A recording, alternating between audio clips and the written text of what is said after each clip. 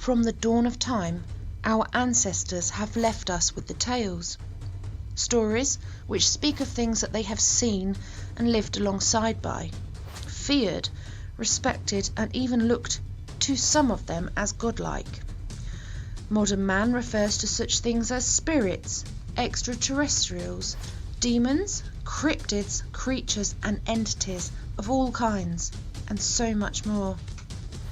These things and tales are now referred by most as myths and legends. But there are those of us that know what our ancestors spoke of was the truth. Those of us that have become obsessed in searching for answers and finding out the truth are here. We need the truth. This search brings us into the realm of the unexplained and unknown. It brings us on the trail. The search for living legends. Please join JR and I on the quest, and welcome to the search.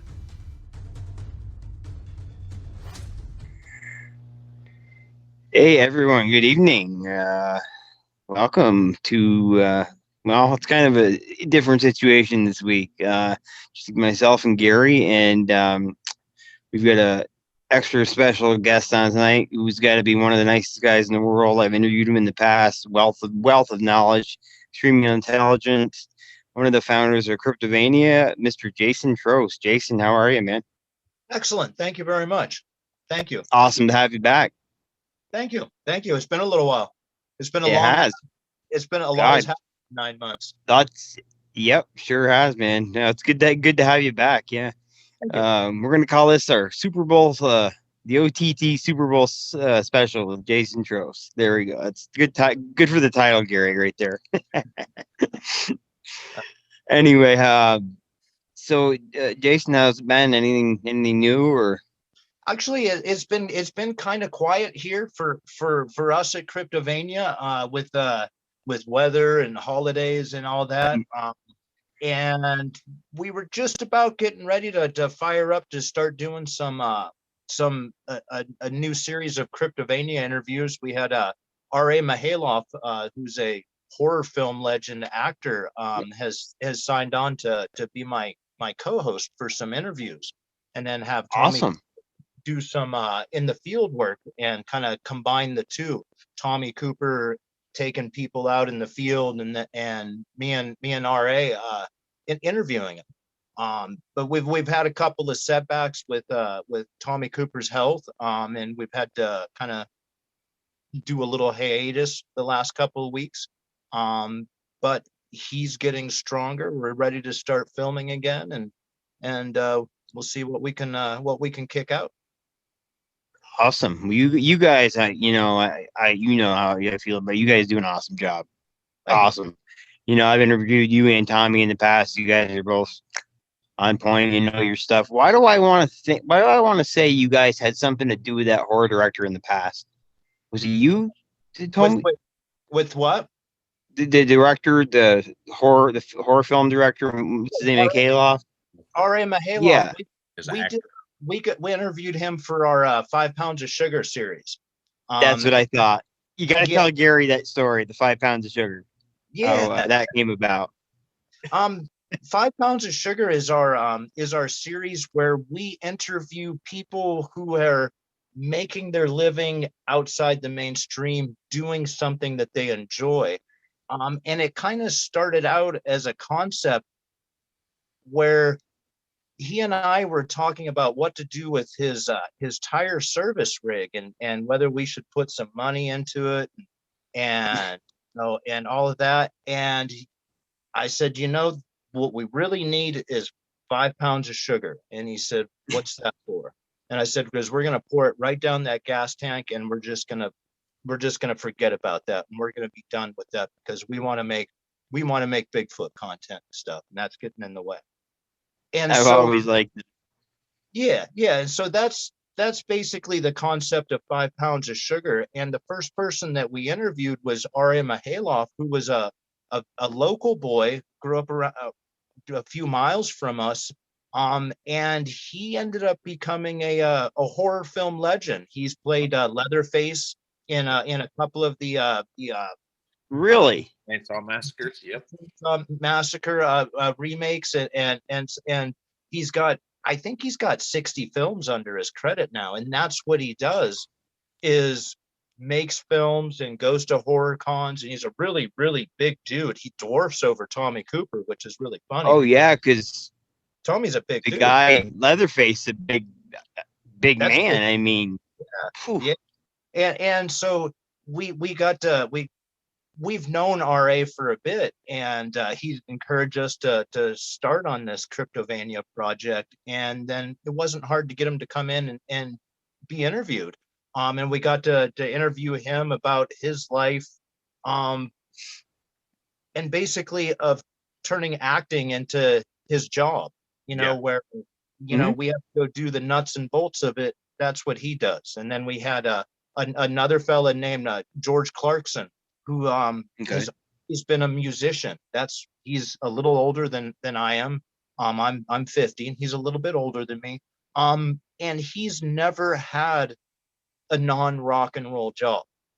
The closest that he could to not have a job that was not rock and roll was he was pirating t-shirts back in the 80s, screen printing and pirating t-shirts. And he said that's the closest he came, to as an adult having a real job. Another fellow that we did was Robert Pringle, who was an author who basically lost a bet and had to put up or shut up, and he wrote a book, and then that led into another, and now he's got 5 books out, and that's basically what he does. And he got into authoring because he basically let his mouth get him into something he couldn't back out of. And that's our 5 pounds of sugar series there. You're gonna have to send me links to that. That's right down my alley.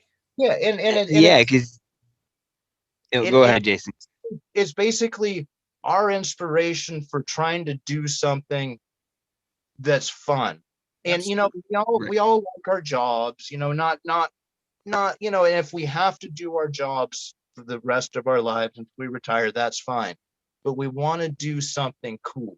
And exactly, so maybe we figured if we can interview some people that are doing something cool, then maybe that'll bleed onto us a little.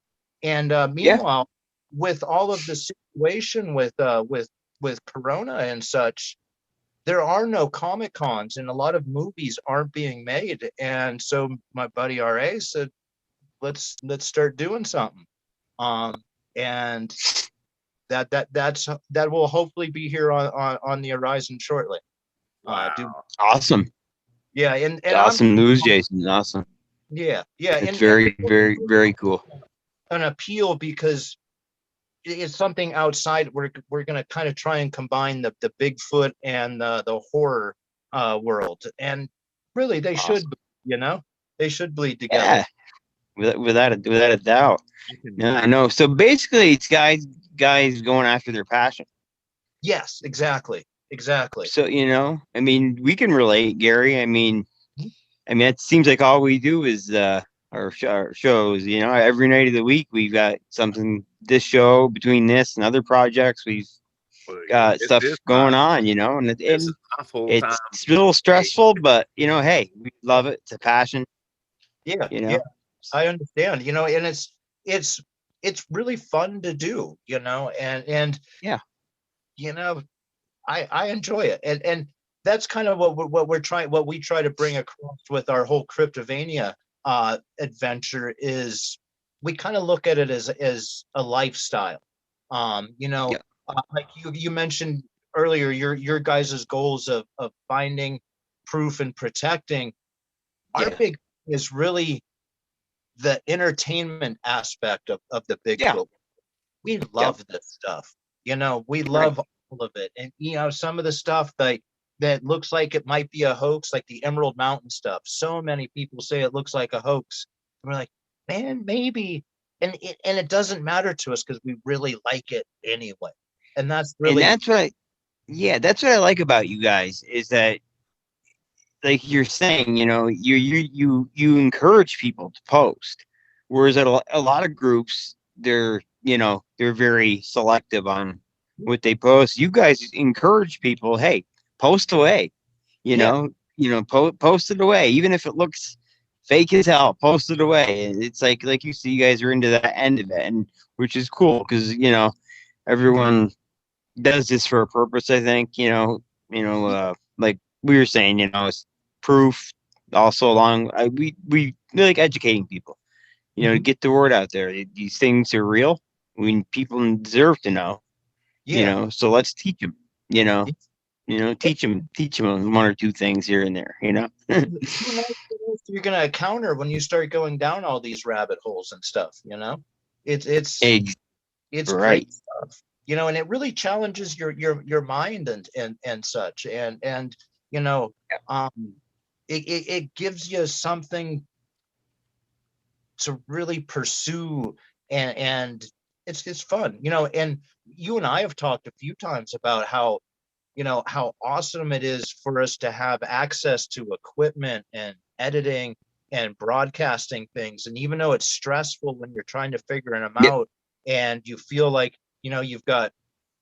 you're all thumb, when you finally figure out these things, it's really cool, that we get to experience a world that 20 years ago you had to be either wealthy or have some kind of sponsors or something to do.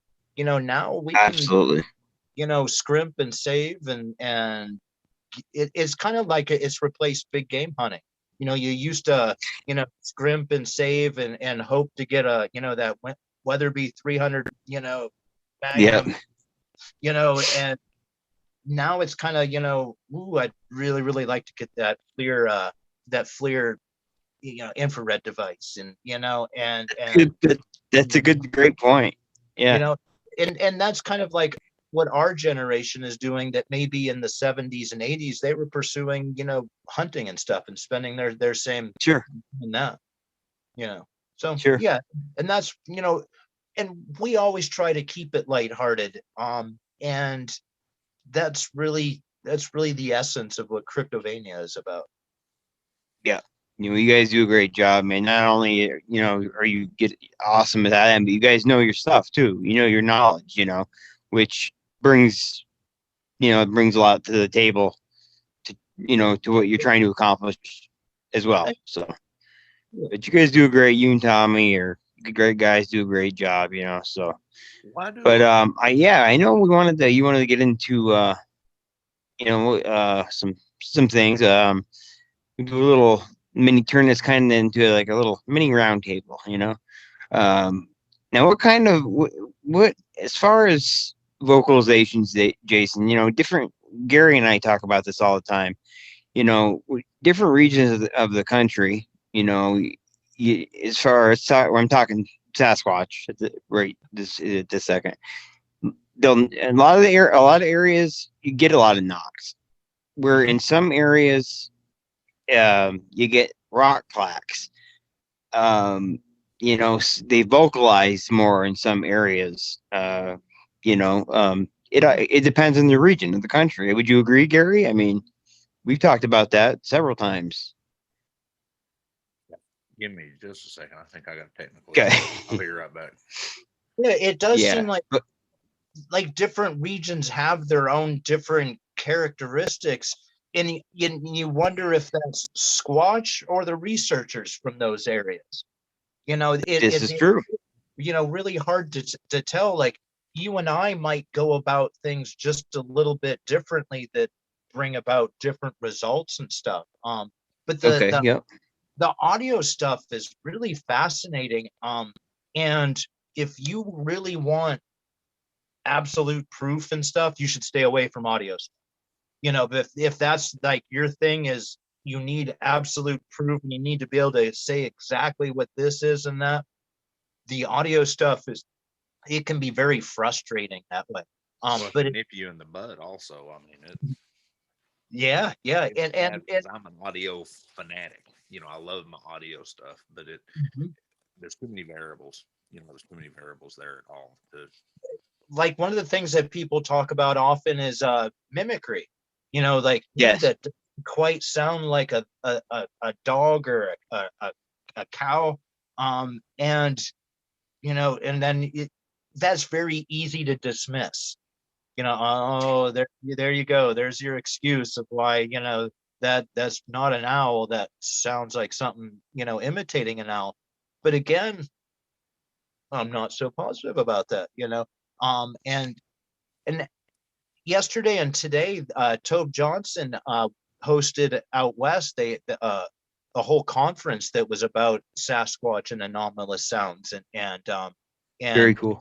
the analyzing them and such, and they had Ron Moorhead, who has recorded the Sierra sounds, and when you meet Ron, or I didn't meet him, but when you're watching Ron on the screen, then this is a very level-headed research guy that's really very articulate about what he believes and what he thinks he found, and he plays these audios.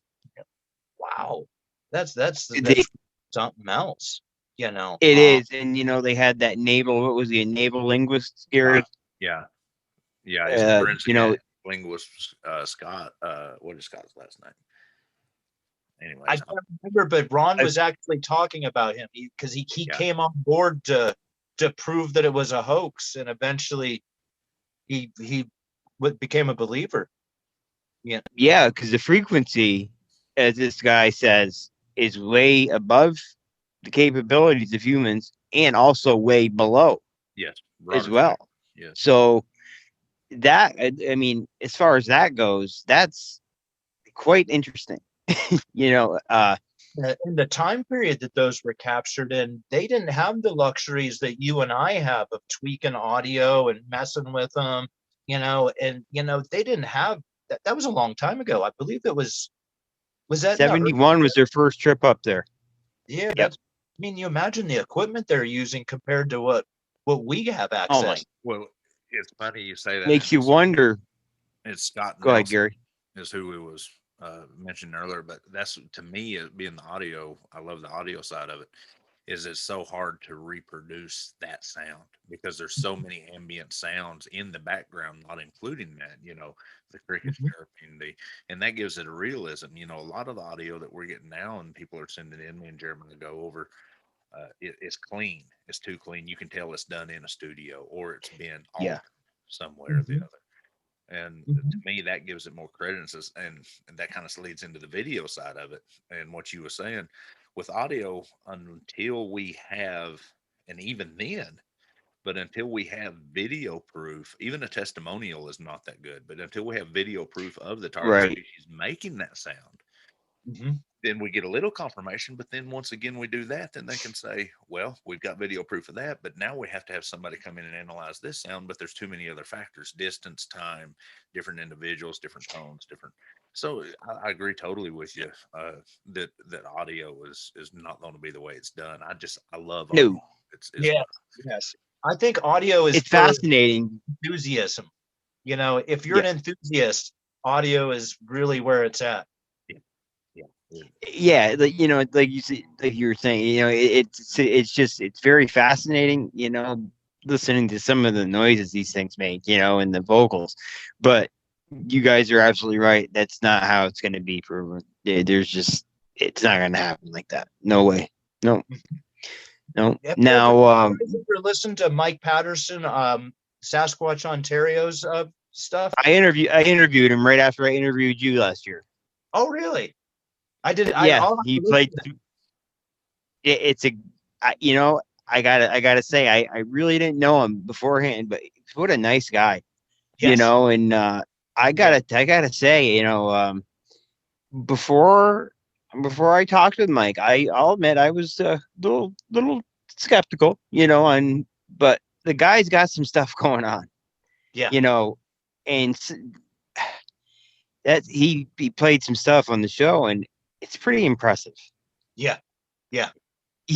I gotta admit it is, and check it out. It's on last year's on the YouTube channel, but check it out. It's a really, really good episode. But it's some good stuff. Interview with him too. It was 3 Beers at Ray's. One of Tommy interviewed him, and he let some of that audio and some of his video and stuff, and it's fantastic. And if you go into it looking, all right, here's my proof that's really, you should go elsewhere. But looking into it, Right. like as an enthusiast, that's really cool stuff there. It is. And yeah. And he takes a lot of heat for it too, you know. And I don't see where, like, when people talk about, like, to put that kind of effort into making hoaxes and stuff, it seems there's not a lot of money in Bigfoot. You know what I mean? And you know, the three of us, how many hours have we spent trying to put together this content that we have, that's, you know, and then try to put that same effort into putting together a hoax so you can get what? You know, what's going to be the fantastic reward, you know? And you know, that's one of the things that, for me, like, why I can get snookered, because I kind of have a tendency to dismiss that somebody would put together that much effort for a hoax. Unfortunately, that probably has happened, you know. But you know, it's kind of, you know, there's it's not like there's a lot of low hanging fruit, a lot of, you know, money hanging from trees. Just, you know, if you have a little bit of Bigfoot evidence, you know, it's not like you're suddenly going to be showered with money. You know? Yes. I wish. Right.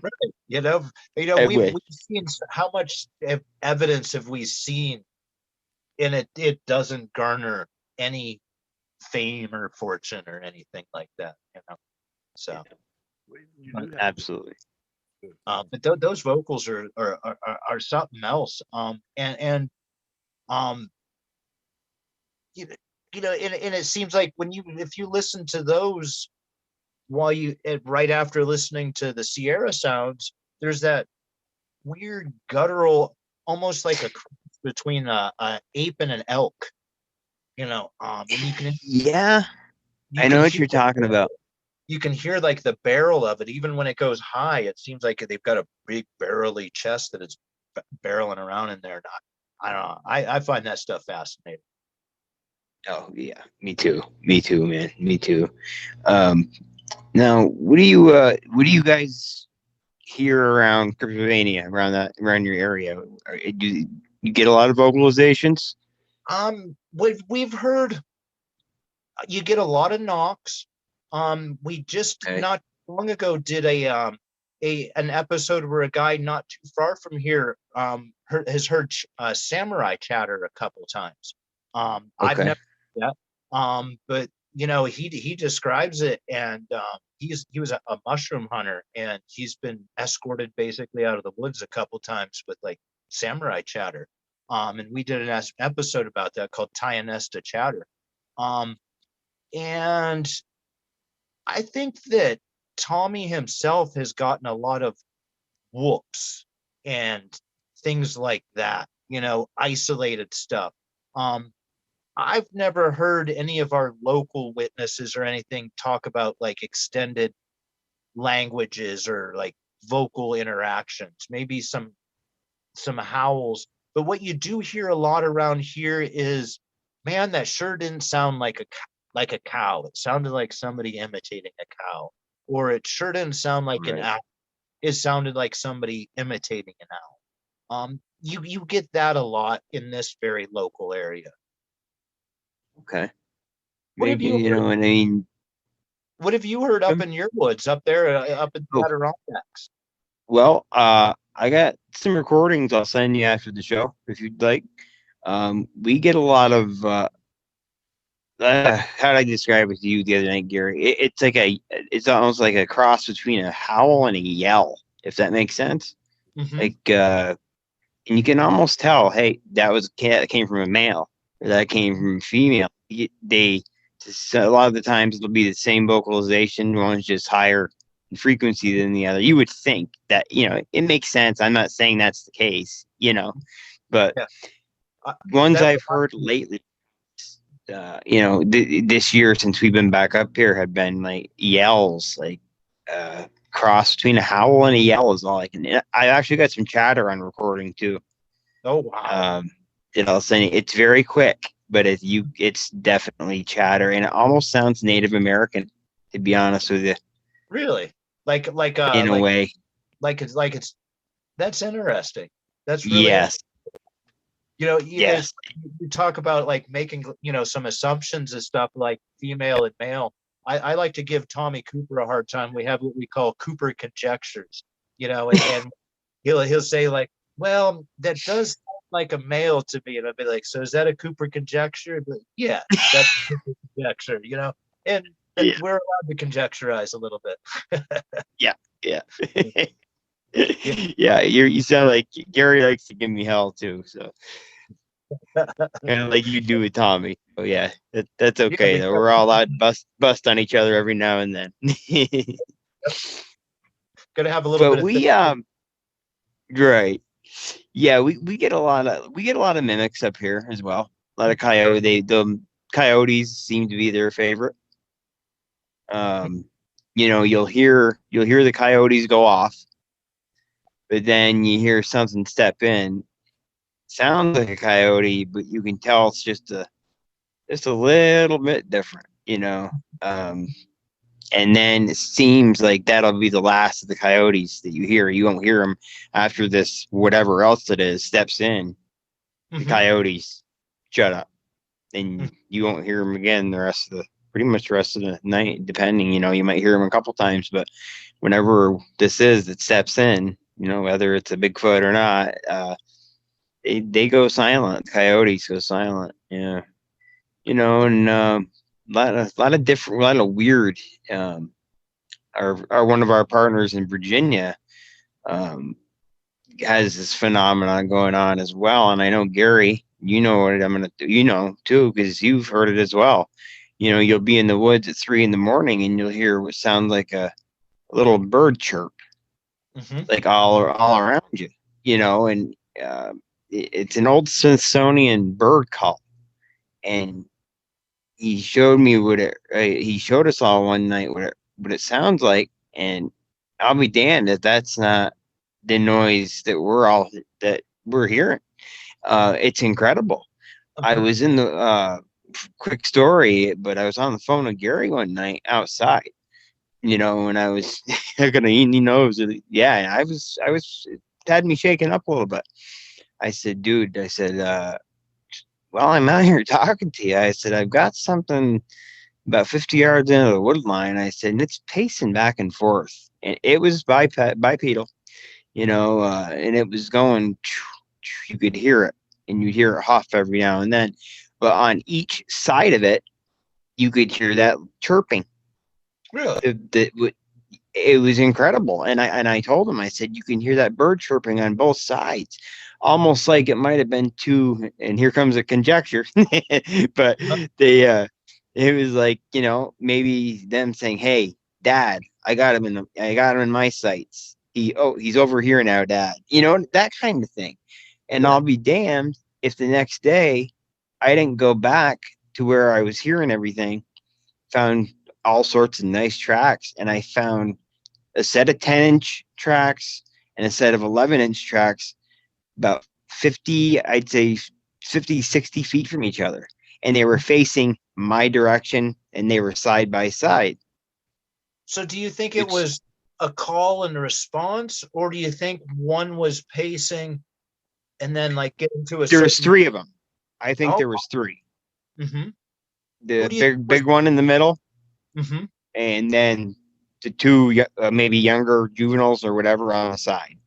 And I don't know, it makes sense that it would have been communication, but it had me pretty shaken up, because I said, Gary, and at one point I said to him, Gary, if I disappear, I said, you tell everyone what was happening, because at one point he sounded like he was coming straight for me. He actually moved closer at one point, and at that point I said, well, I'm going inside, and I went in, and but the researcher in me, I said, I got to go back out there.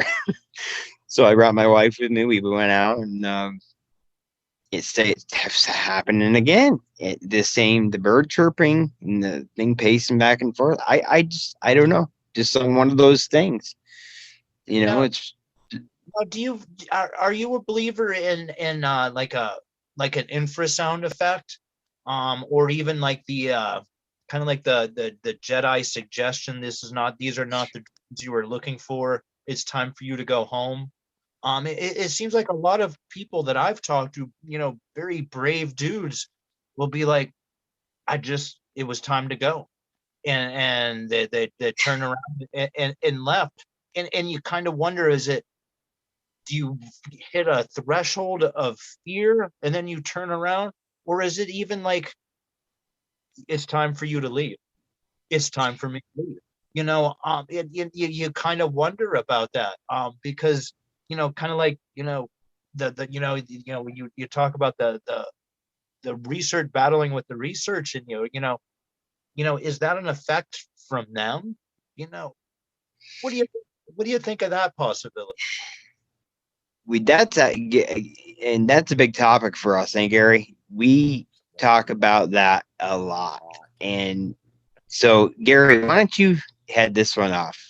Well, we have the same view on this one. Uh-huh. Same that we opinion. have multiple species on the earth that use infrasound, and we have multiple species on earth that are smaller chested than these guys using infrasound. I mean, even like hikers, and we know giraffes use it. To be blunt, I think we would be awful arrogant as researchers to not keep it as a very important view, because if you look at some of the studies of infrasound, they have multiple, I mean, just dynamic, instantaneous results in the body. What they do to the body. They'll make it change. They'll make you nauseous. They'll make you sick. They'll make you think kind of, crazy things, make your eyes water, alter your, everything. So I would honestly think, I'm under the assumption that I don't believe so much in the mind speak as I do the infrasound. Mm-hmm. What is it that the giraffe does with infrasound? I've never heard that before. I'm very curious about that. The way I'm understanding, the giraffes are so big that they'll use it for communications coming back and forth. Let me see if I can pull that up. That's interesting. Yeah, it was real interesting. A mutual acquaintance of mine, Jeremiah, just actually sent it to me. His wife has a pretty extensive background with big cats and animals working in zoos, and they were talking about giraffes. That's interesting. That is interesting, because that's an odd species right there. Biologists say that they have discovered that giraffes hum. Others say that giraffes use low frequency infrasonic sounds below the level of human perception, much like elephants and other animals, for long range communication. Mm-hmm. Because you think about it, with a giraffe, the way their throat and their larynx is designed, you would not think that they would be able to generate, that much through the esophagus area. So it makes it almost wonder if it's like maybe coming from lower down. Yeah, and you figure that's an awfully big organ in their throat.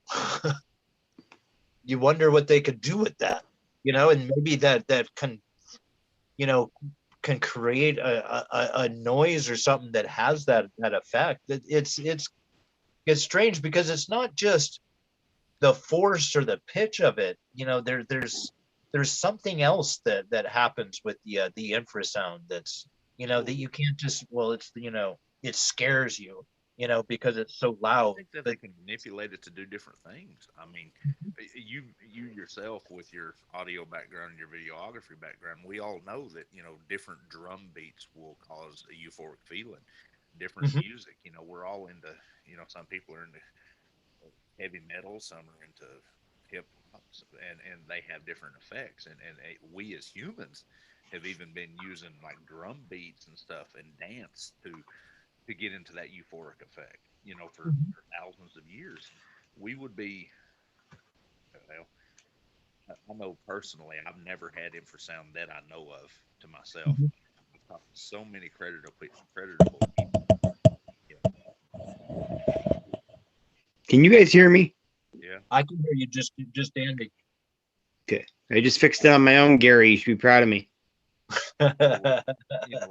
Me and Jeremiah, we take so many reports from critical people that has had infrasound, and when you it's a wide range, you would think, of results in different things that's happened to them, but when you really start narrowing it down, it just falls into certain classifications, and it's quite remarkable to ascertain that information and be able to sit back and look at in different groups throughout because our little group we got together now covers the whole North American continent and even into the Philippines, England, and we're taking in so many reports from different people, and after we get to talking, half of us has been doing this for years, and we start comparing notes. It's like, really, this has happened because this is not mainstream. Some of this stuff's not mainstream, and we're talking back and forth, and it's like, this is happening to you over here, and it's happening to us over here.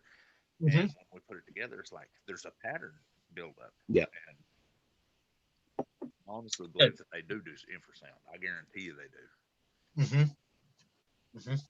A lot of predator and big cats, Sumatran tigers. I don't know if you knew this, but they're notorious for infrasound.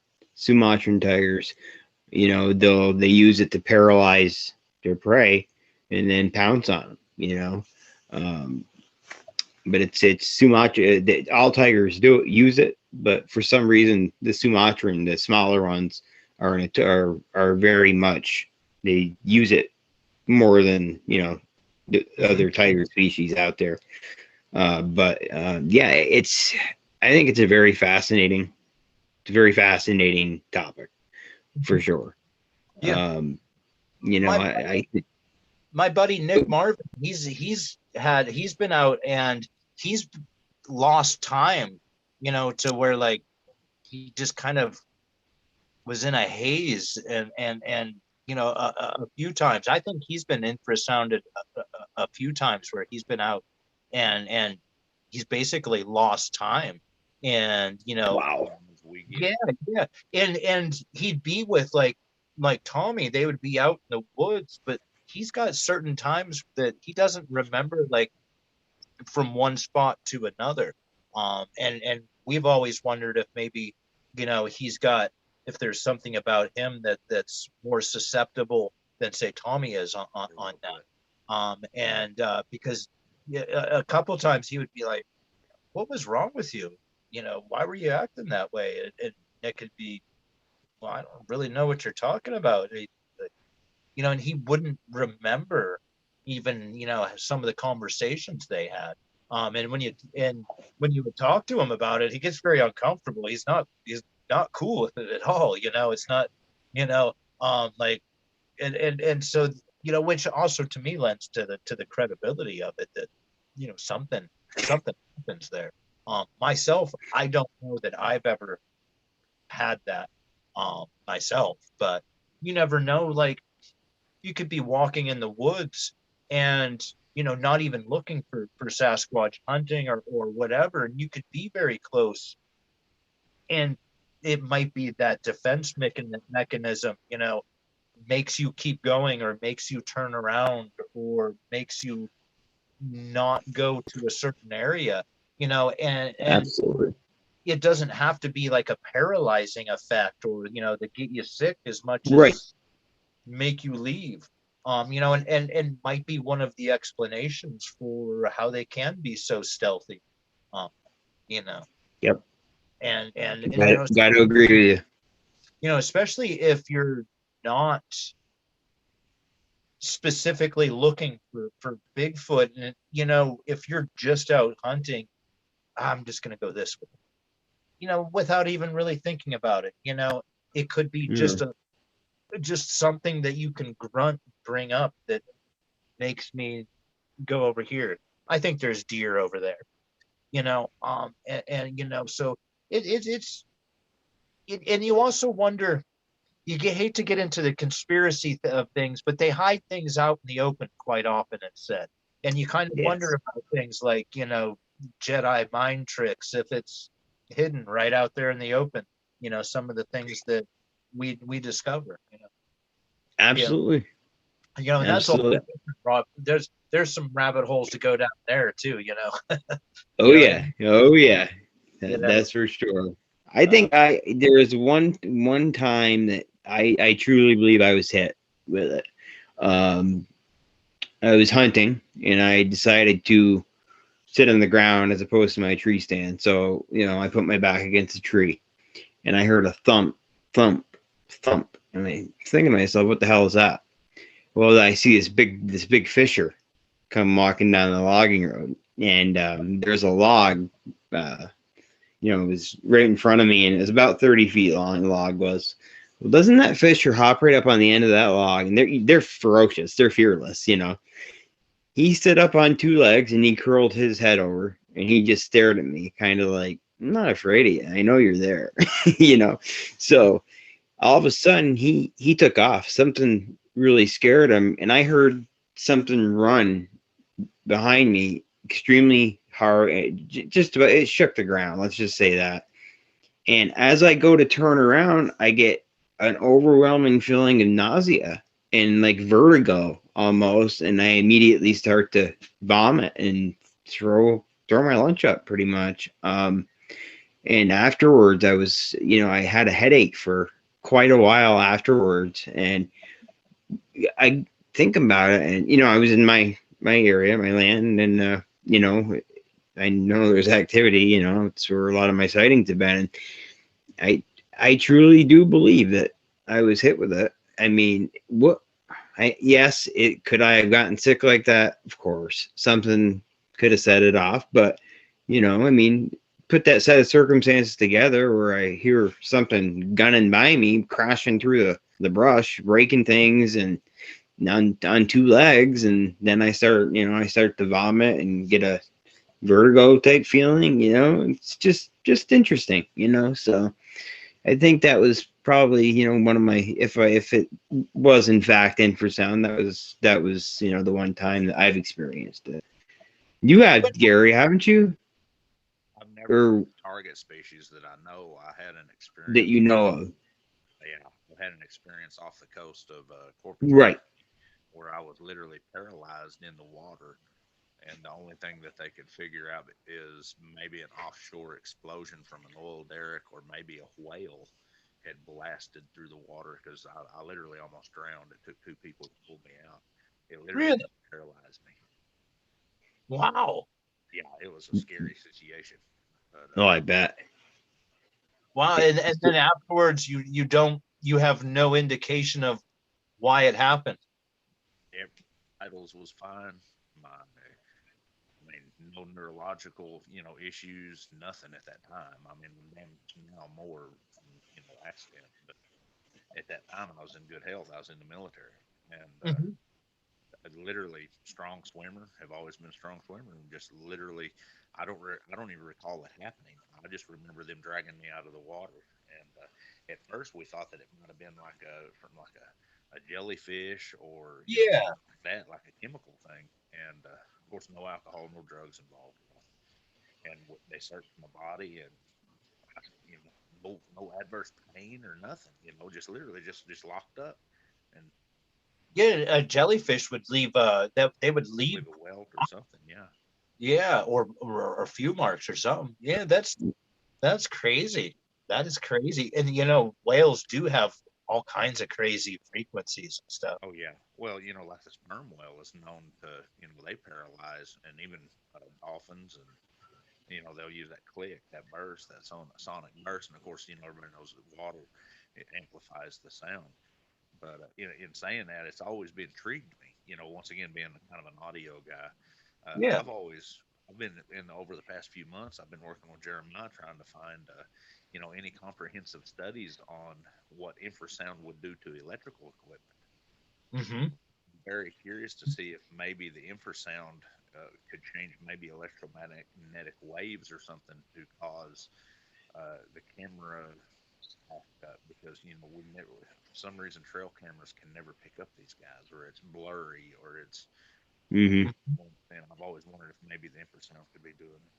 Batteries too. Batteries always seem to go dead. Multiple sets of batteries. How many researchers have the stories of multiple sets of batteries? No, I thought I had it charged. And you can't. It's one of those things. Again, you can't put your finger on it, but it sure seems. Yeah, that the Bigfoot world suffers from people that don't have charged batteries a lot. One way or another, something happens. Well, we do know in the paranormal world, we do know that it's pretty documented that, spiritual anomalies can cause electromagnetic disbursements. And Hmm. Yeah. And where does, what's infrasound and what's, what's interdimensional, Exactly. where we kind of, we're, you're messing with things that we really don't quite understand. That's one of the beauties of what we do too. where are you located at? I'm located at Northwest Pennsylvania, about 45 miles south of Lake Erie, where that little piece of Pennsylvania hits Lake Erie. New York too. Y'all don't have a lot of wind farms up there, do you? No, you do down south from here quite a ways, a few hours south, down along the West Virginia border. There's some wind farms. Here in Oklahoma, where I'm located in the plains, we have quite a few, and they're having me and Jeremiah, we was talking about it. He was doing the solar side of things, but we discussed this, that they're doing some pretty comprehensive studies about the infrasound effect Yes. wind generators and how it affects people. And we're having some pretty adverse effects with people up to a quarter of a mile away from the wind turbines from the infrasound. I've heard that it does same thing too. That like you don't want that in your backyard. No, my sister's got 11 of them on part of our family property. We built them up here when I was working iron. My union got the bid to do the project to build 150 some of them, and they were giving people a substantial amount of money for each turbine they put on their property. And my sister and my brother-in-law, they hopped right on it. So they ended up with 11 of these things, and they're really not going to have to do much the rest of their life just from this company paying them for the wind energy. But there's a doctor out of Malone. You guys should read the book. Her name is Dr. Nina Pierpont. She's a medical doctor, but she's also got a PhD in, God, what is it? I forget, but I'll send you her name after it, and it's all about what Gary was just saying. These effects they're finding that the turbines are causing. Yeah. It's pretty interesting. But yeah, I really do. I recommend reading it. That effect, is that from an infrasound built from the turbine activity or from whatever's powering? That's what I was just fixing to get into. They're saying there's a two-factor here, but the infrasound is from the air being pushed around the fin. Yep. Okay. They're also doing a study with the electromagnetic discharge from the charging. So they're doing, the way I'm understanding, I'm just tipping into the iceberg on this in the past few weeks. They're doing a co-study on the infrasound and the electromagnetic. So I'm hoping that maybe they'll get some information there to where we can see if there isn't a concordance in between the two.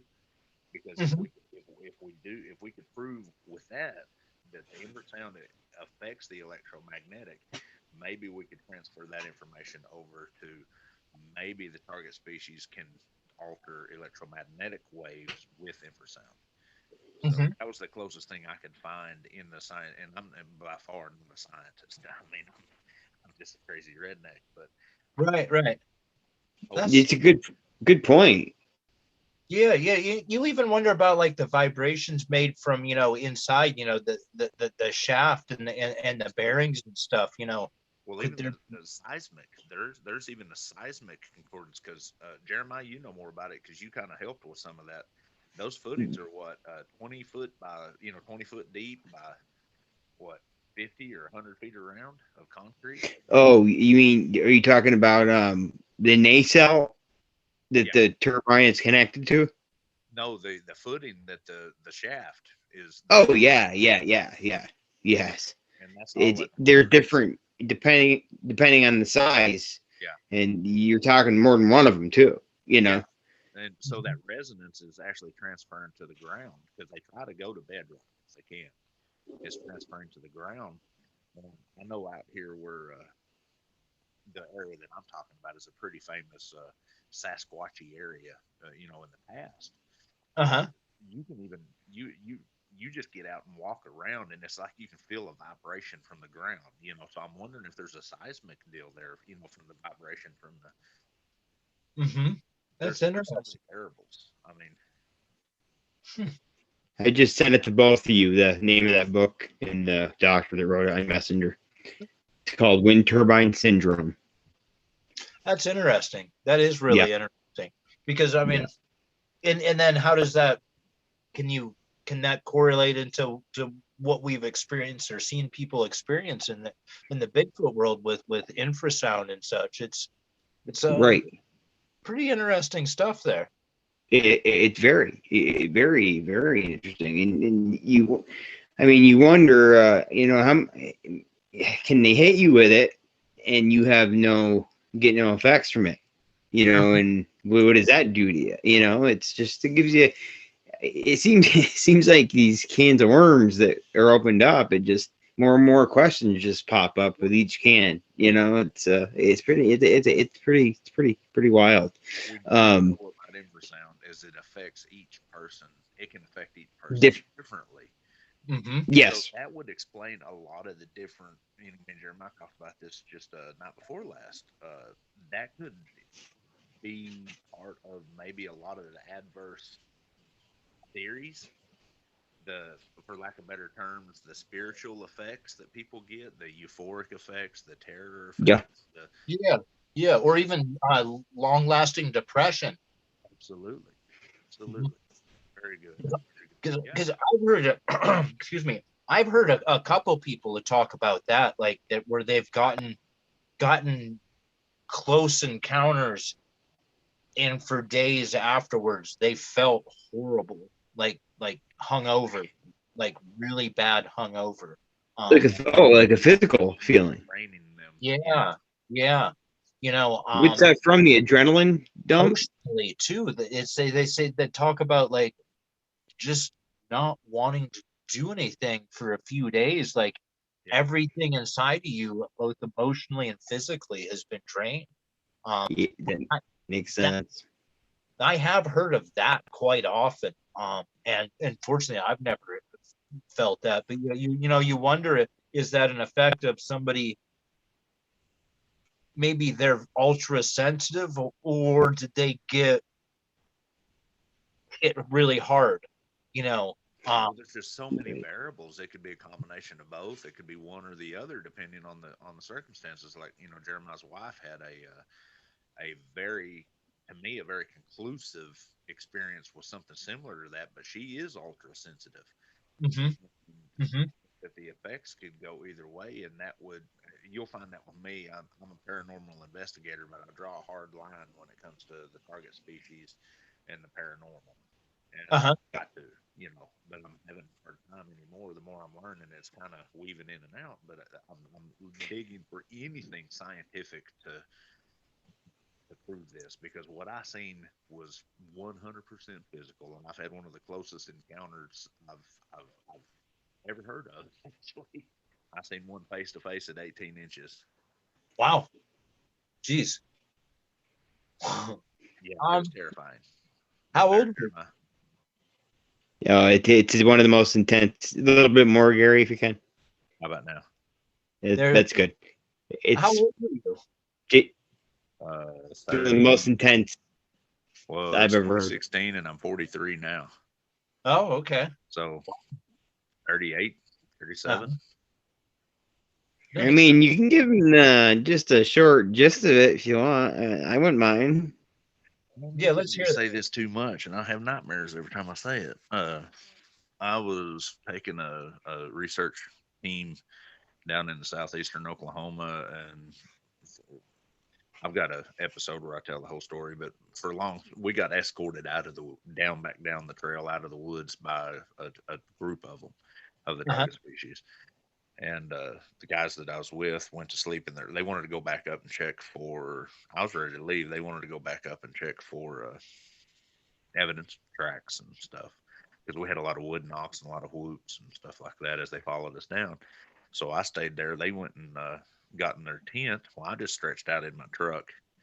And sometime during the night, something woke me up, and I was laying, sideways on the bench seat of the truck, and with my head, facing the steering wheel and up against the driver's side door. And something made me look up, and I looked up and seen one in Wow. the driver's side window looking at me like this. That's awesome. That's awesome. About awesome. It was terrifying. Make a long story short, this big redneck screamed and reached for a gun and soiled himself and urinated on himself. And the thing, when I went to reach for the gun, he took off, and he took off one direction and I took off the other in the truck as fast as that truck could go. But yeah. Heroin. Yeah. Check out the episode where I interview Gary. It's I'll do that. It's awesome. And yeah, I can't imagine 30 feet was close enough for me to make me lose control of my functions. I can't imagine that 18 inches, I just can't, It's a ongoing process. I mean, I'm a veteran, and you deal with things differently, but it's an ongoing process. I mean, we're not talking therapy or nothing, but you still, even to this day, I have troubles, You were already a believer. You said you were leading an expedition at that point, right? Yes. I went from a believer to a knower in about 30 seconds. I have been researching, and then that's what's so crazy. I've been researching I've been doing it 24 years now. So at that time, 15 plus years. And I really have a hard time with folks that just never seen one. Their enthusiasm sometimes. I think there's a little bit of bravado in it, for the simple fact, be careful what you wish for, because it's a life-changing experience. Yes. That's incredible. It sure is. And it makes you question, like he puts it real well, Gary does. It makes you question everything that you've been taught. Yeah. Well, when you everything. Your own sanity. I mean, religious wise, sociological wise, you just you don't know, And the hardest thing for me is, I was talking to a guy today at work, and I was like, I put these guys up there with the orca. They're so intelligent and so beautiful, and so dangerous. But it does. It makes you question your own relevance, because this thing, we are not the top of the food chain. No. Now, I don't care. I don't care whether you're armed or not. When you're in their territory, you're not at the top. You're still not at the top of the food chain. Love how Aaron puts it. Totally at their mercy. Yeah, I agree. Now I'm personally am a big fan of the quantum theories. Okay. And for me, the quantum theories kind of help bridge the gap between flesh and blood and the woo. And like myself, I don't believe that they have magical properties, but I do believe that they have scientific properties that we don't understand yet. We're just now learning about quantum computing and quantum realities and stuff. And I kind of feel like that the interdimensional theory kind of bridges that gap, and even bridges the gap into between Bigfoot and spirit stuff and ghosts. Are they the same? Are they just different manifestations of a quantum reality? And you wonder what kind of realities 10 years from now that we're going to be exposed to. Like, for instance, 20 years ago, the things that we take for granted now, they were kind of far-fetched even 20 years ago, even during Y2K, when we thought everything was going to fall apart because of, a zero. And you look at where we've gone in 20 years since then, 21 years. and again, I did see Ron Moorhead this weekend on Tobe Johnson's conference. So he's kind of one of the grandfathers of the quantum Bigfoot movement. Absolutely. Right. And again, Wonderful book. yeah, and helping bridge that gap between the flesh and blood that's just a remnant hominid, and I saw 12 of them get out of a spaceship. There's maybe quantum kind of bridges that gap. And Right. I don't really understand it super well, other than to maybe get myself in trouble with theories and stuff. But for me, that's kind of one of those things, because like when I was a kid, back in the early 70s and mid 70s, if you start getting, I was born in 70. So when you're like 9, 10 years old and you're thinking of possibilities in the world, and like Dick Tracy with the stuff on their wrist, that seemed awfully far-fetched, and now it seems awfully quaint. Wristwatch, that's so 2015. And you look into that quantum reality, maybe, and then even like you start perhaps even like portals and things. Could that be responsible for some of the infrasound effects? Maybe it's not something that was thrown from the belly of the beast as much as it's a residual effect of A Wrinkle in Time. It's really hard to say what those things are that we encounter. But the quantum physics things, to me, it's one of those rabbit holes that could really be a gap bridger. Sure. Yeah. I Totally get what you're saying. Mhm. and Yeah. Jeremiah's been up many And a lot of the things, a couple hundred years ago, people would get burned at the stake for things that we know now are just, science. And we It's call worth them. saying right now, actually. Well, let me Yeah. ask you this then, Mhm. Jason. Yes. I guess you could say, Jeremiah, that specialize in tracking. Mhm. I'm a tracker, and I have tracked, and my special group of friends and acquaintances Mhm. have tracked these things multiple times. And we've seen physical evidence and seen, uh, you know, extensive trackways. I just have a hard time, but yet I do believe in spirituality. I believe in demons. I believe that there can be portals. But the thing that I've seen physically, I've seen him physically. Uh-huh. I've seen. I mean, we did an interview with my dad, and my dad announced last night. I've been dealing with demons my whole life because of the training that I have. I studied with Jeremiah's wife, almost Yep. 15 years ago under Ed and Lorraine Warren Yeah. Okay. in demonology. But the things that I'm seeing is more physical. And I sent Ron Moorhead uh, and I'm going to ask you your opinion on this, but I sent Ron Moorhead a pretty extensive email, and he answered me very simply.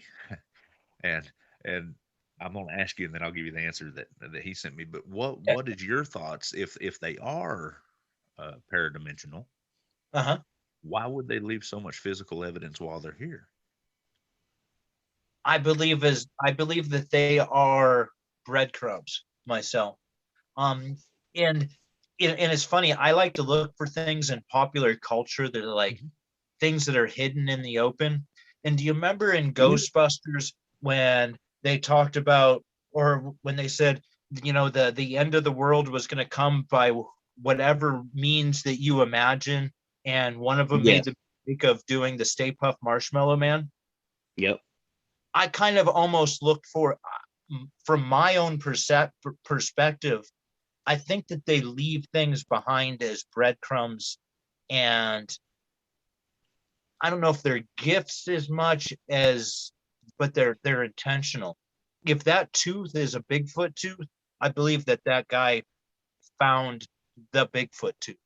I don't believe that there's thousands of Bigfoot teeth scattered throughout the woods, and that one guy found one of those thousands, just by blind luck. Myself, I kind of believe that we are led down this kind of path. And like the being that was 18 inches from your face, it might have been chosen to be exactly what would give you the reaction that you had. Very well That's, so, maybe my encounter will be different than yours. And I don't know where there's a blending of spirituality and quantum and maybe just pulling stuff, out of my rear end. But that's kind of what I see. That those physical evidences that we find are left for us. Those are breadcrumbs for us, or Easter eggs. Very well put. Okay. That's Yeah, my there. Never heard anyone really say that before. I see what you're saying. Now, what we've talked about several times is, could there be what we know as Sasquatch, Bigfoot? Is there another something out there that's another entity, a separate entity? And then, that's another thing we don't know. There could be multiple entities that look like these creatures out there. You know what I mean? Is the Dogman different than Bigfoot, or is it just a scarier looking one? That different representation of the same being, just depending on your interpretation of that. There you go. And that's another thing we've been getting into more. Yeah. Yeah, it does seem like the Dogman brings negative intonations with them. Yes. Is that something that we put on there because there's, is that our own reaction, or is that the reality of the situation? But it sure seems like Dogman and sightings they're not deep in the woods. They're usually, somewhere around, the skirts, the edges of, rural and urban areas. Is that a different being? Is it a darker being, or is that just something that we kind of have our own biases? There's something about a Dogman that triggers our own biases to where, because it sure seems like the Dogman stuff is awfully dark, and kind of scary. And you rarely have somebody that has a Dogman sighting that's like, I want to tell you about it. Usually a Dogman sighting, you kind of gotta reel it in. Yeah. Is that because it's a different entity, or is it a different response from us? And some of the people that will tell you, I don't really like to talk about my Dogman sighting. They'll tell you about the Bigfoot one, but there's something about the Dogman one that's a little dark, that they don't, maybe are uncomfortable or something, or and like a lot of times you'll see like it seems like Dogmen will like to be like on top of roofs and porches and stuff, is that so do we misinterpret that, or are we interpreting that just dandy, and that is a dark entity that's maybe a little separate from you bring up a real good point of being able to change, you with the whole quantum thing. We hear reports of Sasquatch being on somebody's roof and of Dogmen being on the roof, but yet being 7 feet tall and 800 pounds, or 7 feet tall, 1,000 pounds. How is that possible? That would collapse a hole through a roof. That does leave, the size of them leaves, kind of makes it kind of wonder about the physicality of all that. Yeah. Absolutely. For sure. And that rolls us right back around to, Mr. Moorhead's a wonderful guy. His response to me about, I've tracked these things. So if they can go from one portal to another or walk through portals, why would they need to leave tracks? And he says, maybe one portal entrance is over here and the other portal entrance is over here, and they have to walk in between the two. It's the simplest answer. makes the most sense, It does. Yeah. and it was so wonderful getting that kind of response from him, because he does have so much knowledge, but you never think of it until then. I told Jeremiah that a while back, and he's like, you're right. That is a very good point. Yeah. I mean, it really, really is. I mean, it really is. I know, like what Gary was saying, when they're here in front of us, I truly believe they are a flesh and blood creature. But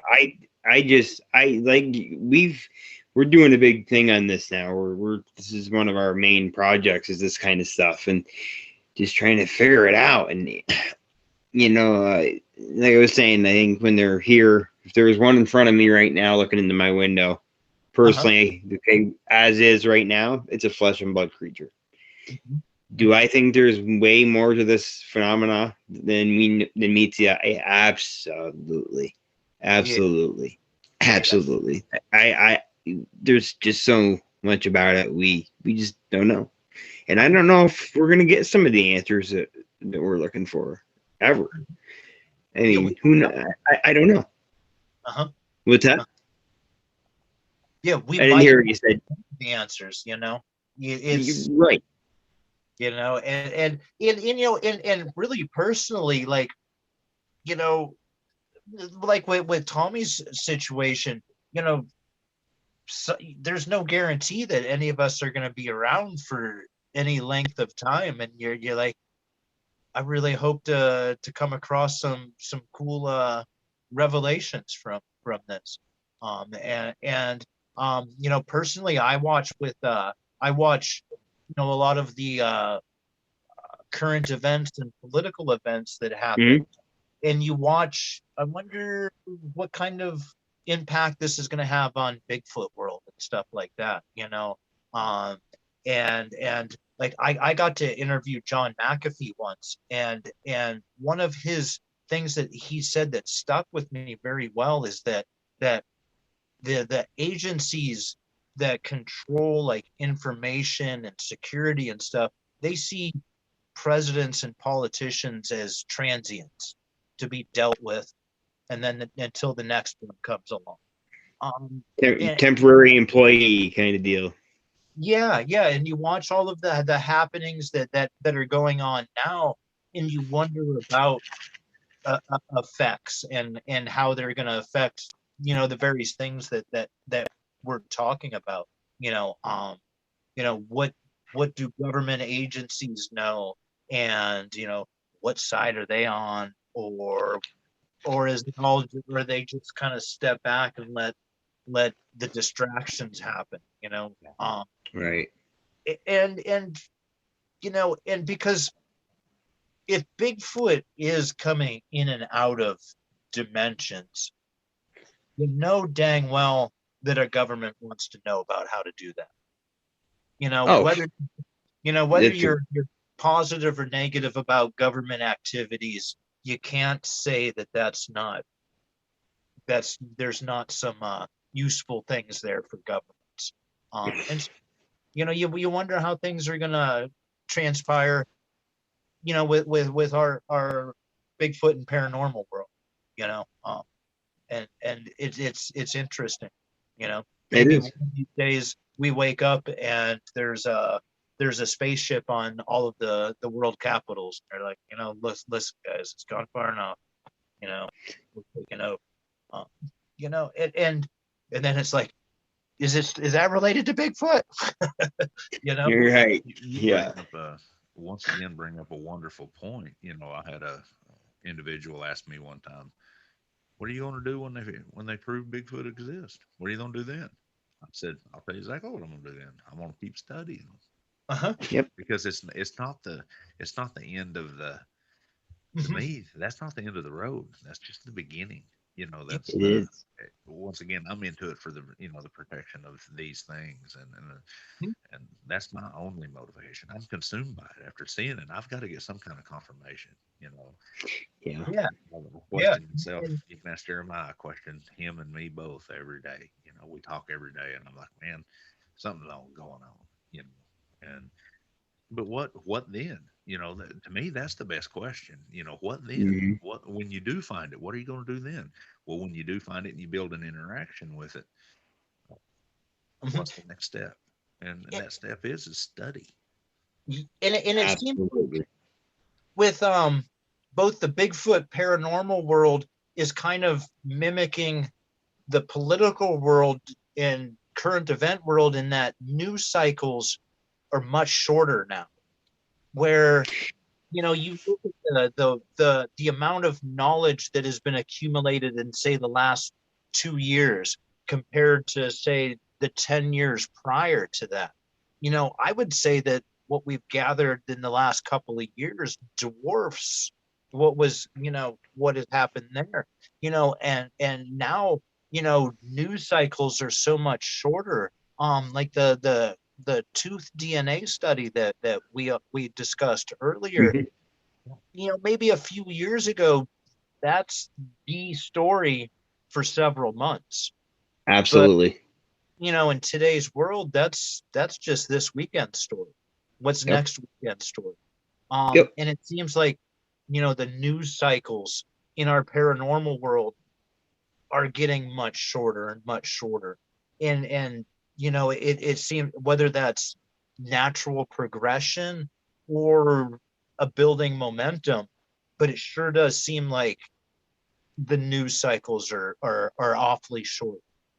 And by next weekend, there's going to be some other thing that's very interesting to talk Well, about.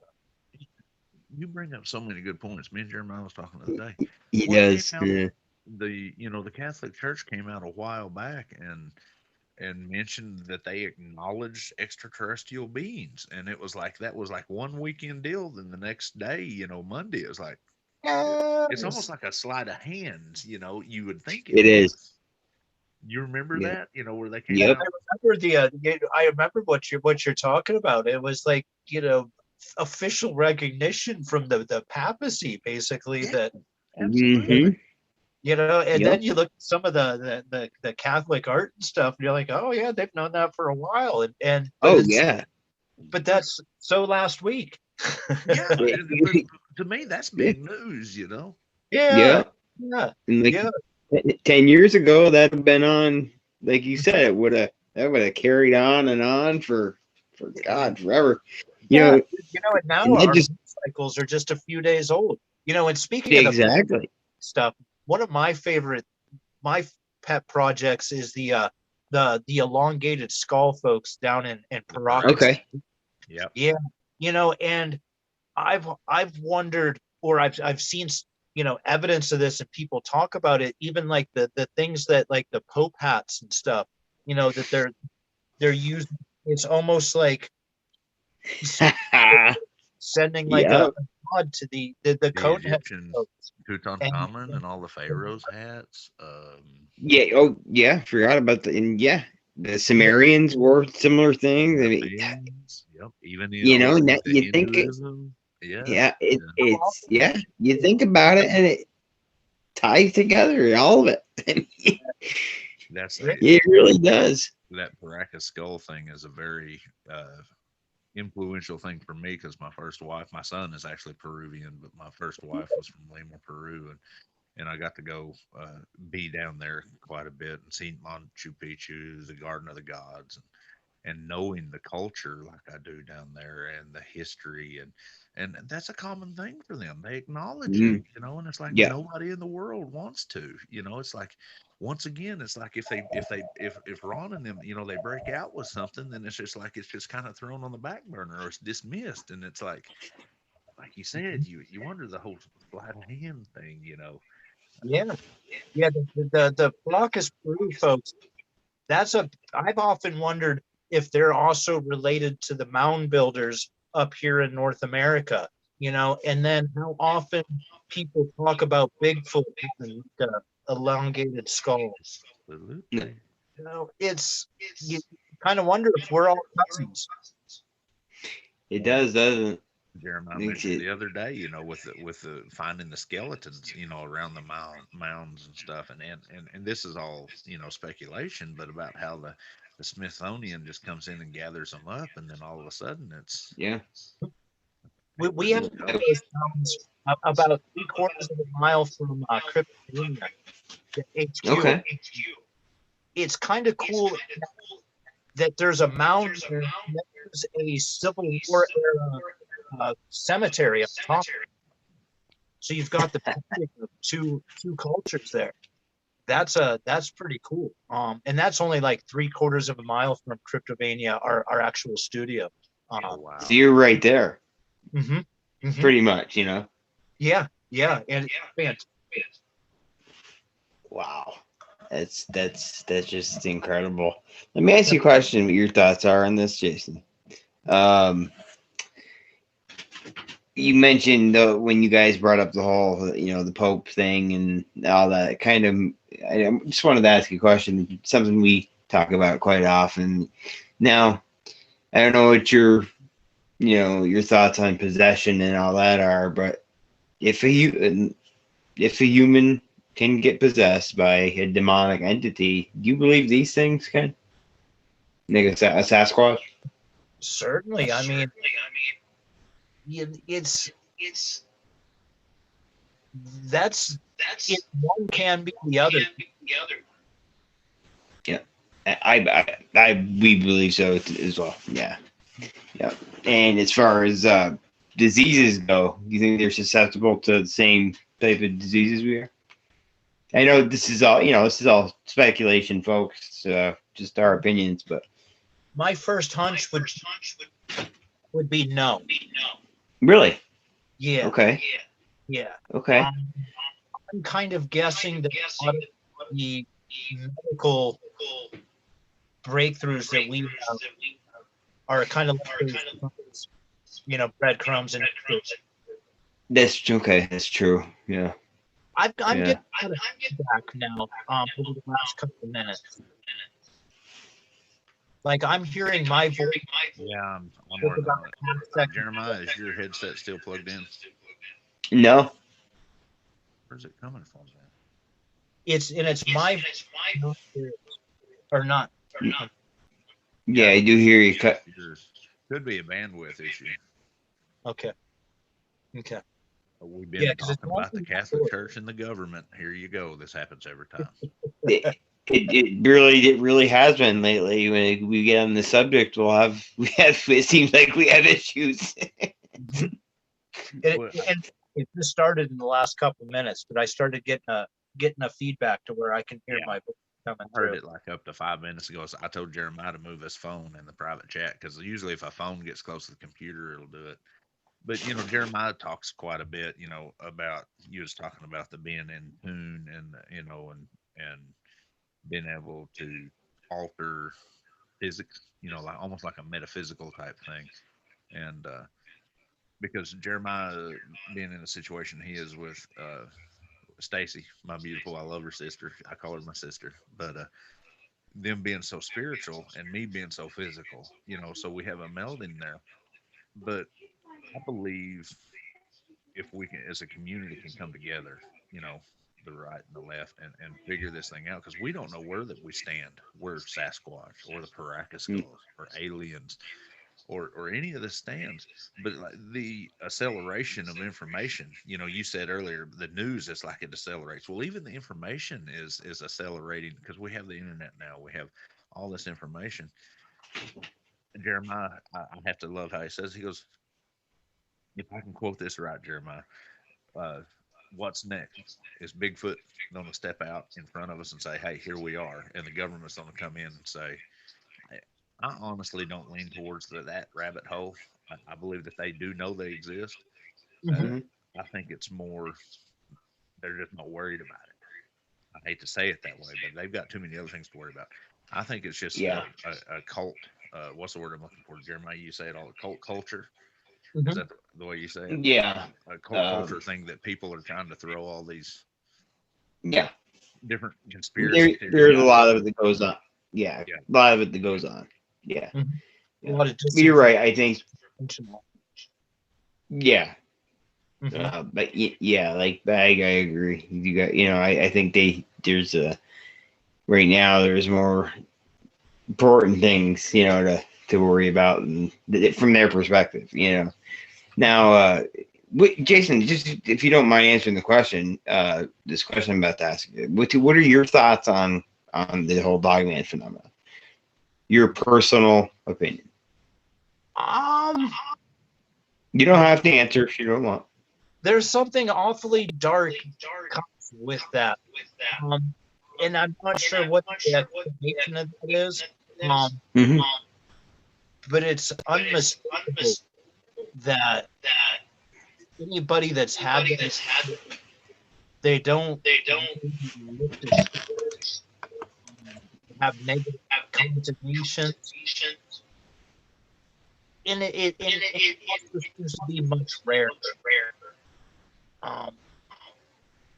I don't know what to.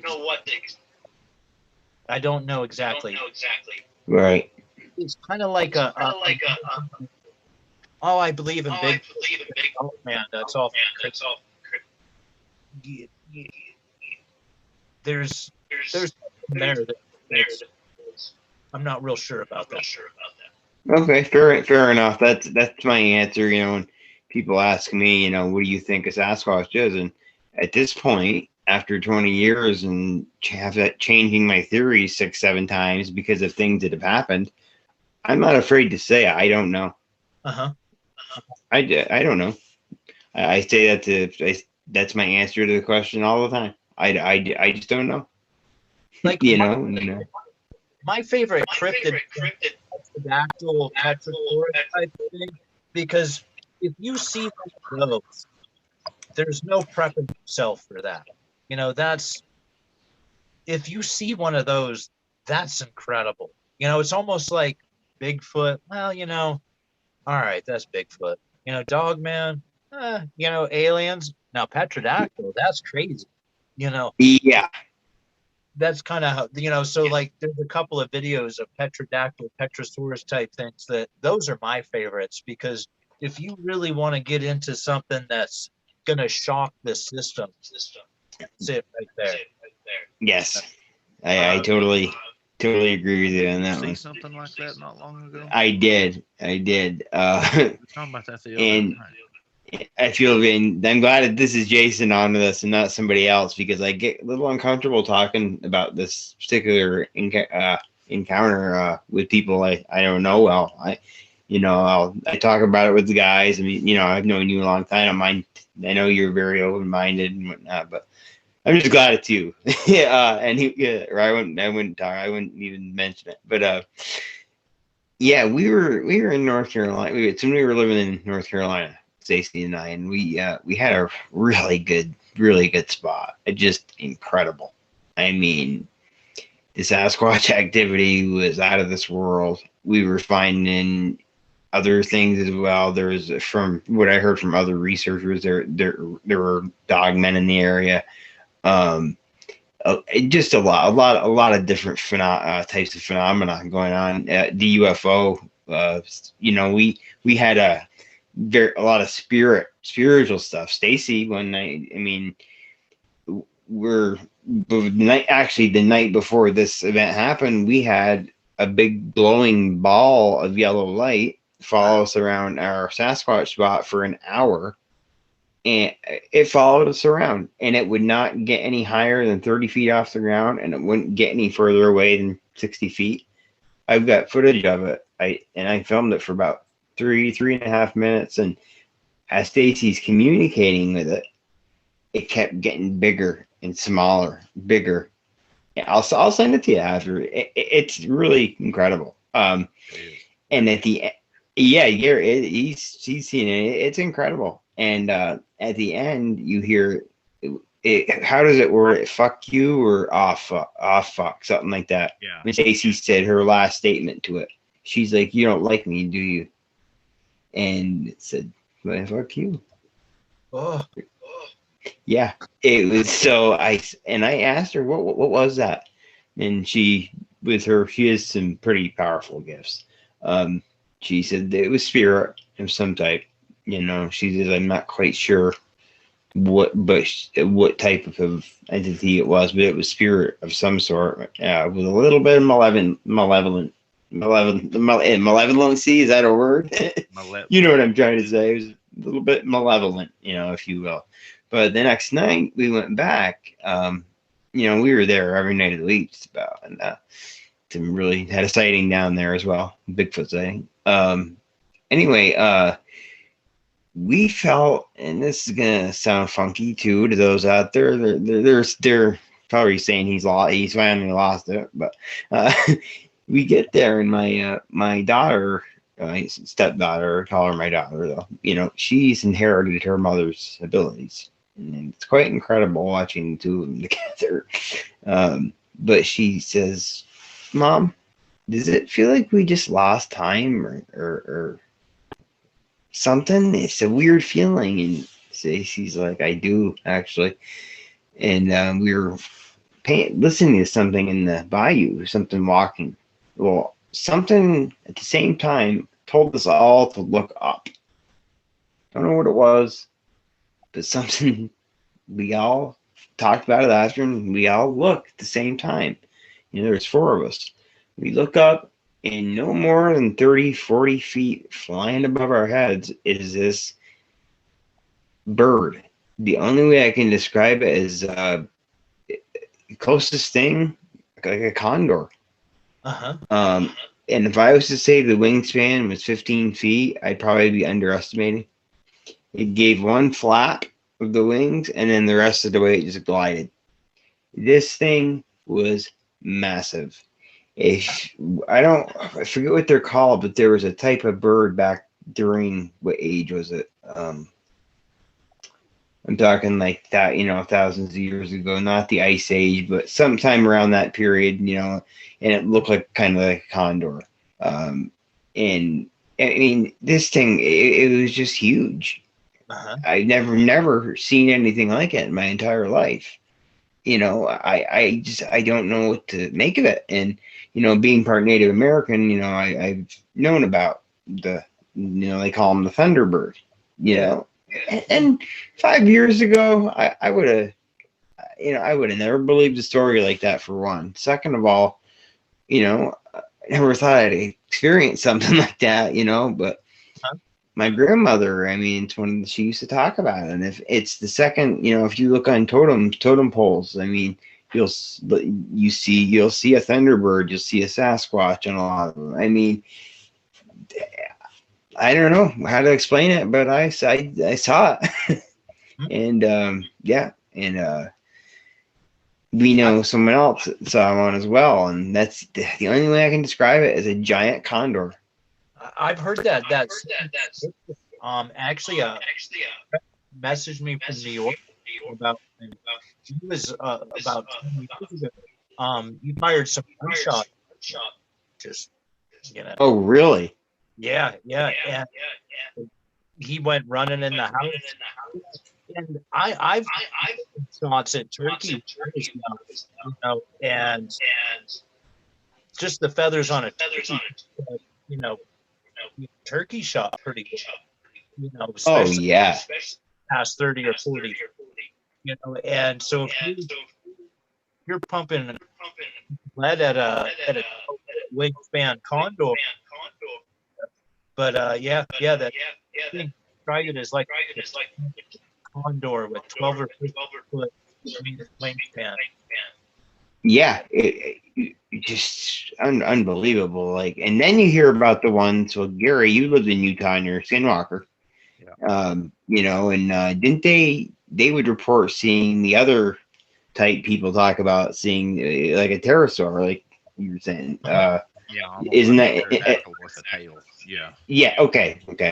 And quite a few people have seen those near Skinwalker, right? Yeah, especially north up, in between Fort Duchesne and Roosevelt, and Arnold, a lot actually north of the wilderness. But I was there and never seen it, But the thing you got to worry about up there is you do have a lot of very big buzzards, and you do have, big eagles. You got bald eagles there, and the thing with aerial stuff like that is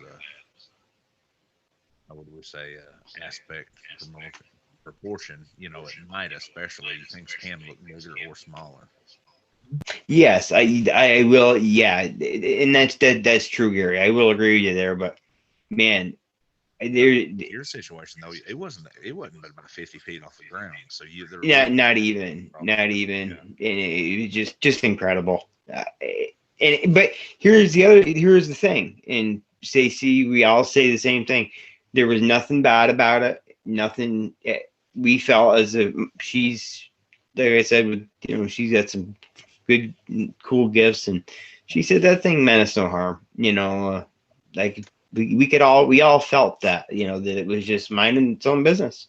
It just was going where it had to go, doing what it had to do, and just happened to fly over us. Didn't make any noise, but we could, when it flapped, we could hear it. I mean, and then it just, and it flew off into the swamp. I've got to get off of here. I've got a. Okay, buddy. I'll stay. You got a little more time, Jason? There's a little bit more I would like to ask you. I've got at least a few more. Okay, cool. Just a couple more questions I'll ask you. Gary, I will talk to you tomorrow. You and that delay, man. He's got still there? Delay. Hello? Yeah. You still there, Gary? Yeah, I'm still here. Jason, you brought up something earlier that Jeremiah says quite a bit, and I think it's very relevant in what y'all are talking about, and it's something for you to hash over. With the whole Ron Moorhead and the quantum physics and the quantum theory, if that veil in between the multiples dimensions is thinning, that would explain the escalation of Sasquatch reports, all cryptid reports, again, paracryptids like you're talking about, the pterodactyls and stuff. If that's the case, there's got to be a reason for it. And I heard a real interesting statement made the other day that maybe the electromagnetic fields around the Earth are changing due to the power grids, the satellites, and the tectonic, the polar shift. It's definitely something to think about. Yeah, those polar shifts are definitely happening too. Could those be triggering or making things more easily manipulated? It's what's related and what's not. Mr. Jason, that's the question. Wonderful speaking with you. Look forward to seeing your next items come up. I've got to go get some rest. Thank you, Jeremiah. Love you, brother. We'll talk to you. Yeah, love you too, buddy. I'll talk to you tomorrow. Thanks, man. Have a good one. Yeah, great guy. He's responsible for making me more of a techie. He's so good with computers, man. It's just it kind of blows my mind a little bit at times. But the episodes lately. Would you say, Jason? I'm sorry, I'm too much the kickboxing to the number in my hearing. I didn't hear you. The episodes lately. Oh yeah. We got some really good ones coming up. Yeah. Toby Johnson, Nick Valenti, Carter Bouchard, Bill Matz. So we got some pretty good. The good one. You know Carter? Personally? I've interviewed. Oh, okay. Excellent. And such. And he's kind of an interesting guy in that he's pretty open about his position from being very flesh and blood to moving a little and alienating his friendships. Okay, excellent. Yeah, he's a good guest. I like, my opinion on the whole thing, is if somebody, I don't look down on anybody for their beliefs. I'm very open-minded. Sean and I always say, and Gary, if someone puts their time in, you put your time in with what you guys do. Other researchers put their time in. I don't care what their beliefs are. If they're out there putting the time in, working hard at it, as far as I'm concerned, they have the right to speak. Yeah. You know what I mean? You know, who's right. Right.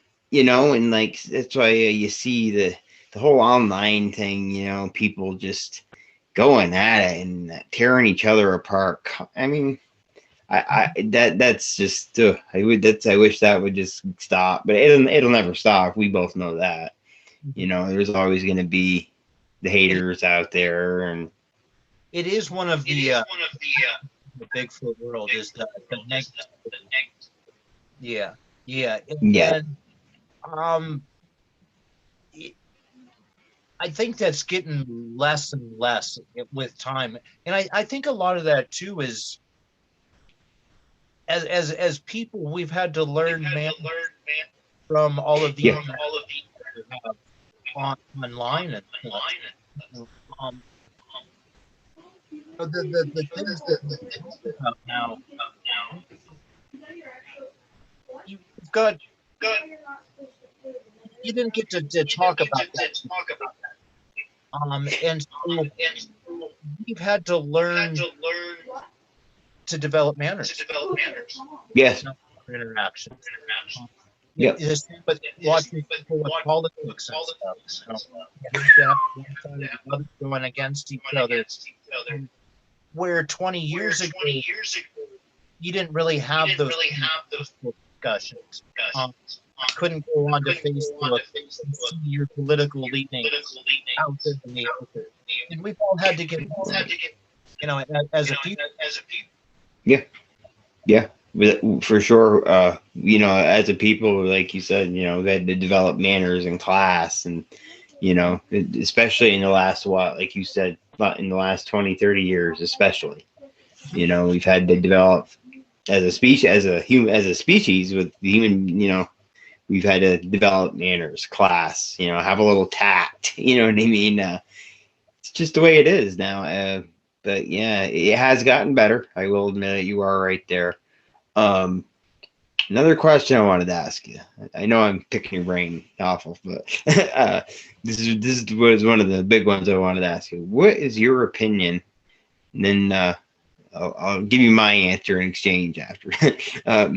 What is your opinion on the whole stick structure, you know, thing as far as tree breaks and structures, and what's your opinion? The percentage it's maybe natural and man-made, and then you have the percentage that could be a Sasquatch or dog man, whatever.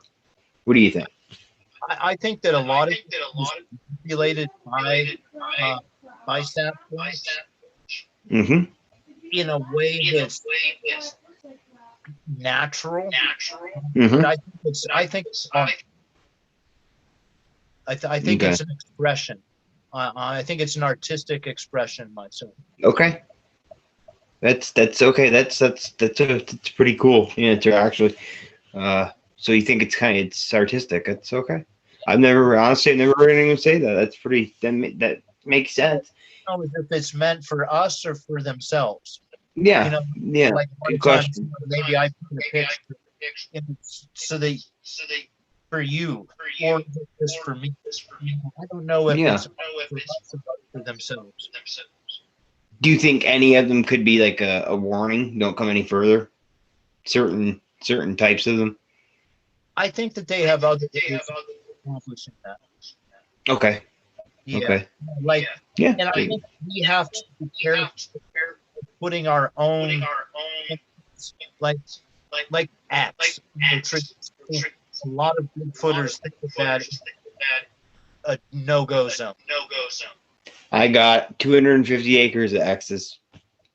They were all over the property. It's crazy. Is that just nuts. Your own perspective on that? Or we interpret an X that way? They could be totally opposite. Exactly, because I don't have any issues with the family group we have here. You know, and I've passed many an X. You know, I've never had an issue. That might be just something that we have to overcome. Yes. Letter X. Yeah. You know, yeah. No go. And so myself, I think that if they want us, they have other ways. I agree with you there. That's for sure. I mean, you should see some of these, Jason. I mean, you're talking 40-foot trees that ripped out by the root ball and all. You know, the other end jammed in the ground, and same deal, another tree, the same size, 20, 30, 40 feet, ripped out by the root ball, made into an X. I mean, and I could maybe, you know, blow one or two off, okay? Yeah. From something. But when you've got 10 or 15 of them in one area, something did it. Yeah. And it wasn't me. And the effects of nature that would have to create those structures, especially when ones go different directions. Yes. You know, you could say, oh, it was a bird or something like that, but that's not going to cross. You know, that's going to make one way or something. Right. And you know, you know. Yes. Yeah. See, I don't. Yeah, and that's one thing. See, blind structures. I've heard people talk about those for maybe hunting, but I don't think they're utilitarian. I think that I think they're expression. See, I agree with you. I will agree with you on that one for sure. They don't need a blind to hunt. Yes. You know, they don't need one, and I find them here as well. I got them all over. They don't need them to hunt. They don't. They don't. They don't need a blind. They can easily, you know, do their hunting, hogs, deer. They have many ways of hunting, and they just don't need a blind. And I agree with you on that. You know, and then as far as I got a cool one for you. I was actually in Pennsylvania. I was on down near Allegheny. Okay. In we're kind of near New York and PA, or very close in that area. I was on an investigation. Lady called me and she was having an issue. You know, these things were all over her property. They were getting a little testy. She called me, and you know, a couple of us went down to see if we could give her a hand, help her out a little bit, try to figure something out. Well, we were finding they were building these mounds, and I'll send you some pics. These mounds what was going on was, you'd be walking the property during the day and you would see these things. Okay. All of the stuff, mounds, the trees that you could, you know, if you were in a hardwood or a softwood area, a coniferous area, you'd have massive hardwoods brought in, the leaning, and the stuff would go away. We'd go back to the tents that night, and the stuff would be gone. Next day, everything's back, but it's in a different spot. Now, the thing with these mounds is, they were taking her grandson's old broken toys, sticking them in the middle of the mounds. What that meant, I really don't know what to make of that.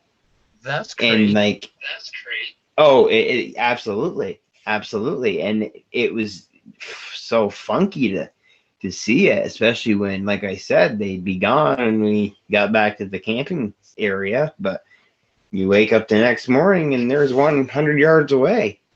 Mm-hmm. It just totally nuts. And, you know, trees ripped out and jammed back in upside down, and they were tying the root. I'm talking thick roots. Okay. Mm-hmm. They were tying the root ball in knots. Stuff you and I would not be able to do. Just no way. You know, so, you know, I'm not one of those guys that, what's that? And there was no micro, you know, no windstorms. No evidence of machinery, nothing like that, you know. And don't get me wrong, I'm not one of those guys that thinks every tree break, that's a Bigfoot had to have done it. No, I'm not even close to that. I'm like yourself, you know. I think a lot of it, most of it, is either natural or, you know, it's a guy that practices survivalists people, you know, they teach classes all over this. They have them all over up here. Yeah. you know, they a lot of them do. They practice the shelter building, and you know, just stuff, different things. But I do believe there's that 10% of the stuff you find that you just can't explain. Couldn't have been done by a human. You know, no evidence of machinery. You know, so yeah, I was just curious to know what you thought about the whole thing. You know. And I think it kind of is a lot like we were talking about, you know, if they were interdimensional, why would they leave? You know, are they leaving, Yes. on purpose? It seems like a lot of and has its own positive, you know, Yeah. and so you know, it's like they do things in a way that they can easily deny. Just Right. wind damage or Sure. one of my favorite is the breaks with the twist. Yes. Yeah. You know, and it's in those and Yeah. it's kind of fun to look at small air, you know, and Yes. try and figure out how things can happen. How can that place? You know, and it makes you, it does make you appreciate, you know, the life forces that, you know, with it we walk past. Yeah. Yeah. I mean, and you're right. Yeah. You know, that's one of the things to look for. You know, a break that's been snapped as opposed to a limb that big around that's been twisted. You know what I mean? That's you know, it's yeah, just like these, you know, like you were saying, little things to look for. You know, but yeah, I was just curious. It's a great way to a whole expedition in a very small area. You know, And it really is. all the little things. Like one of the things that I've seen do is you take some kids out and they try to make a story out of a very small what's going on in a very piece of you know, grass or ground. These stories are going, and if not, the big paths makes you appreciate all these little things that Yeah, it really does, for sure. So here's one more for you. You believe that these dog men or whatever they are, okay? I've heard there's different. We get a description up here, and I've taken reports on two different looking of these dog men, two different types, if you will. You know, one of them with the haunches like a dog that supposedly have a paw. Now, the only issue I have with that is, anthropologically speaking, I have an issue with that. You know, something with paws on their feet, and you know, walk on all, you know, walking around bipedally all the time. I have an issue with that. That's what makes me think, okay, maybe that type is more spiritual. It's a spiritual thing, you know. Well, you know, we do hear about another type. I just took a report from a couple of girls, and it was a very interesting report. They were going home. They were in a town called Bombay, which is 7 miles from here. And when one of them said to the other, "Hey, slow down. You're going to hit that guy." And they were at this point about 100 feet away. And I talked to them separately on the phone. I wanted to see if their stories would match up perfect, you know, and they did. So anyway, the girl driving, she gently touched the brakes and started to really slow down. Well, they noticed it wasn't a man. And she stopped the car, and she said to me, "Jeremiah, I don't know what made me even stop the vehicle." Like, she stopped dead center on the road, and they look, and this thing's leaning against a tree like this, like a man would be. Just leaning. It looks at him, kind of cockeyed, you know, sideways with its head. And they said, the perfect way to put it is, you ever seen the movie Van Helsing? Remember what the werewolves in Van Helsing look like? Yeah. Yeah. She said that's the closest thing. Out of all these movies, that's the closest thing that they could relate it to. Well, all of a sudden, the thing, it hops in the center of the road. One leap, bang, which they estimated it, maybe 20 feet, 25 feet. Pop, one hop, not a problem.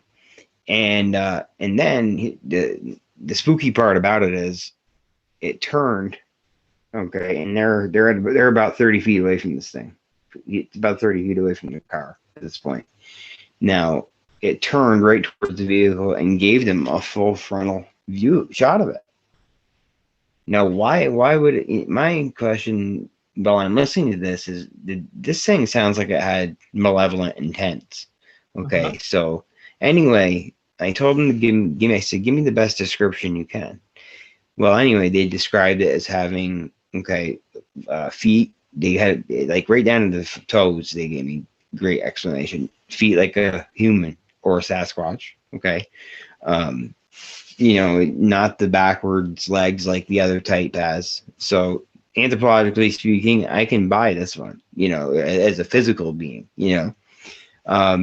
built like a professional basketball player, about 7.5 feet tall, and just very, very lean and muscular, but nasty, dirty, mangled, matted hair.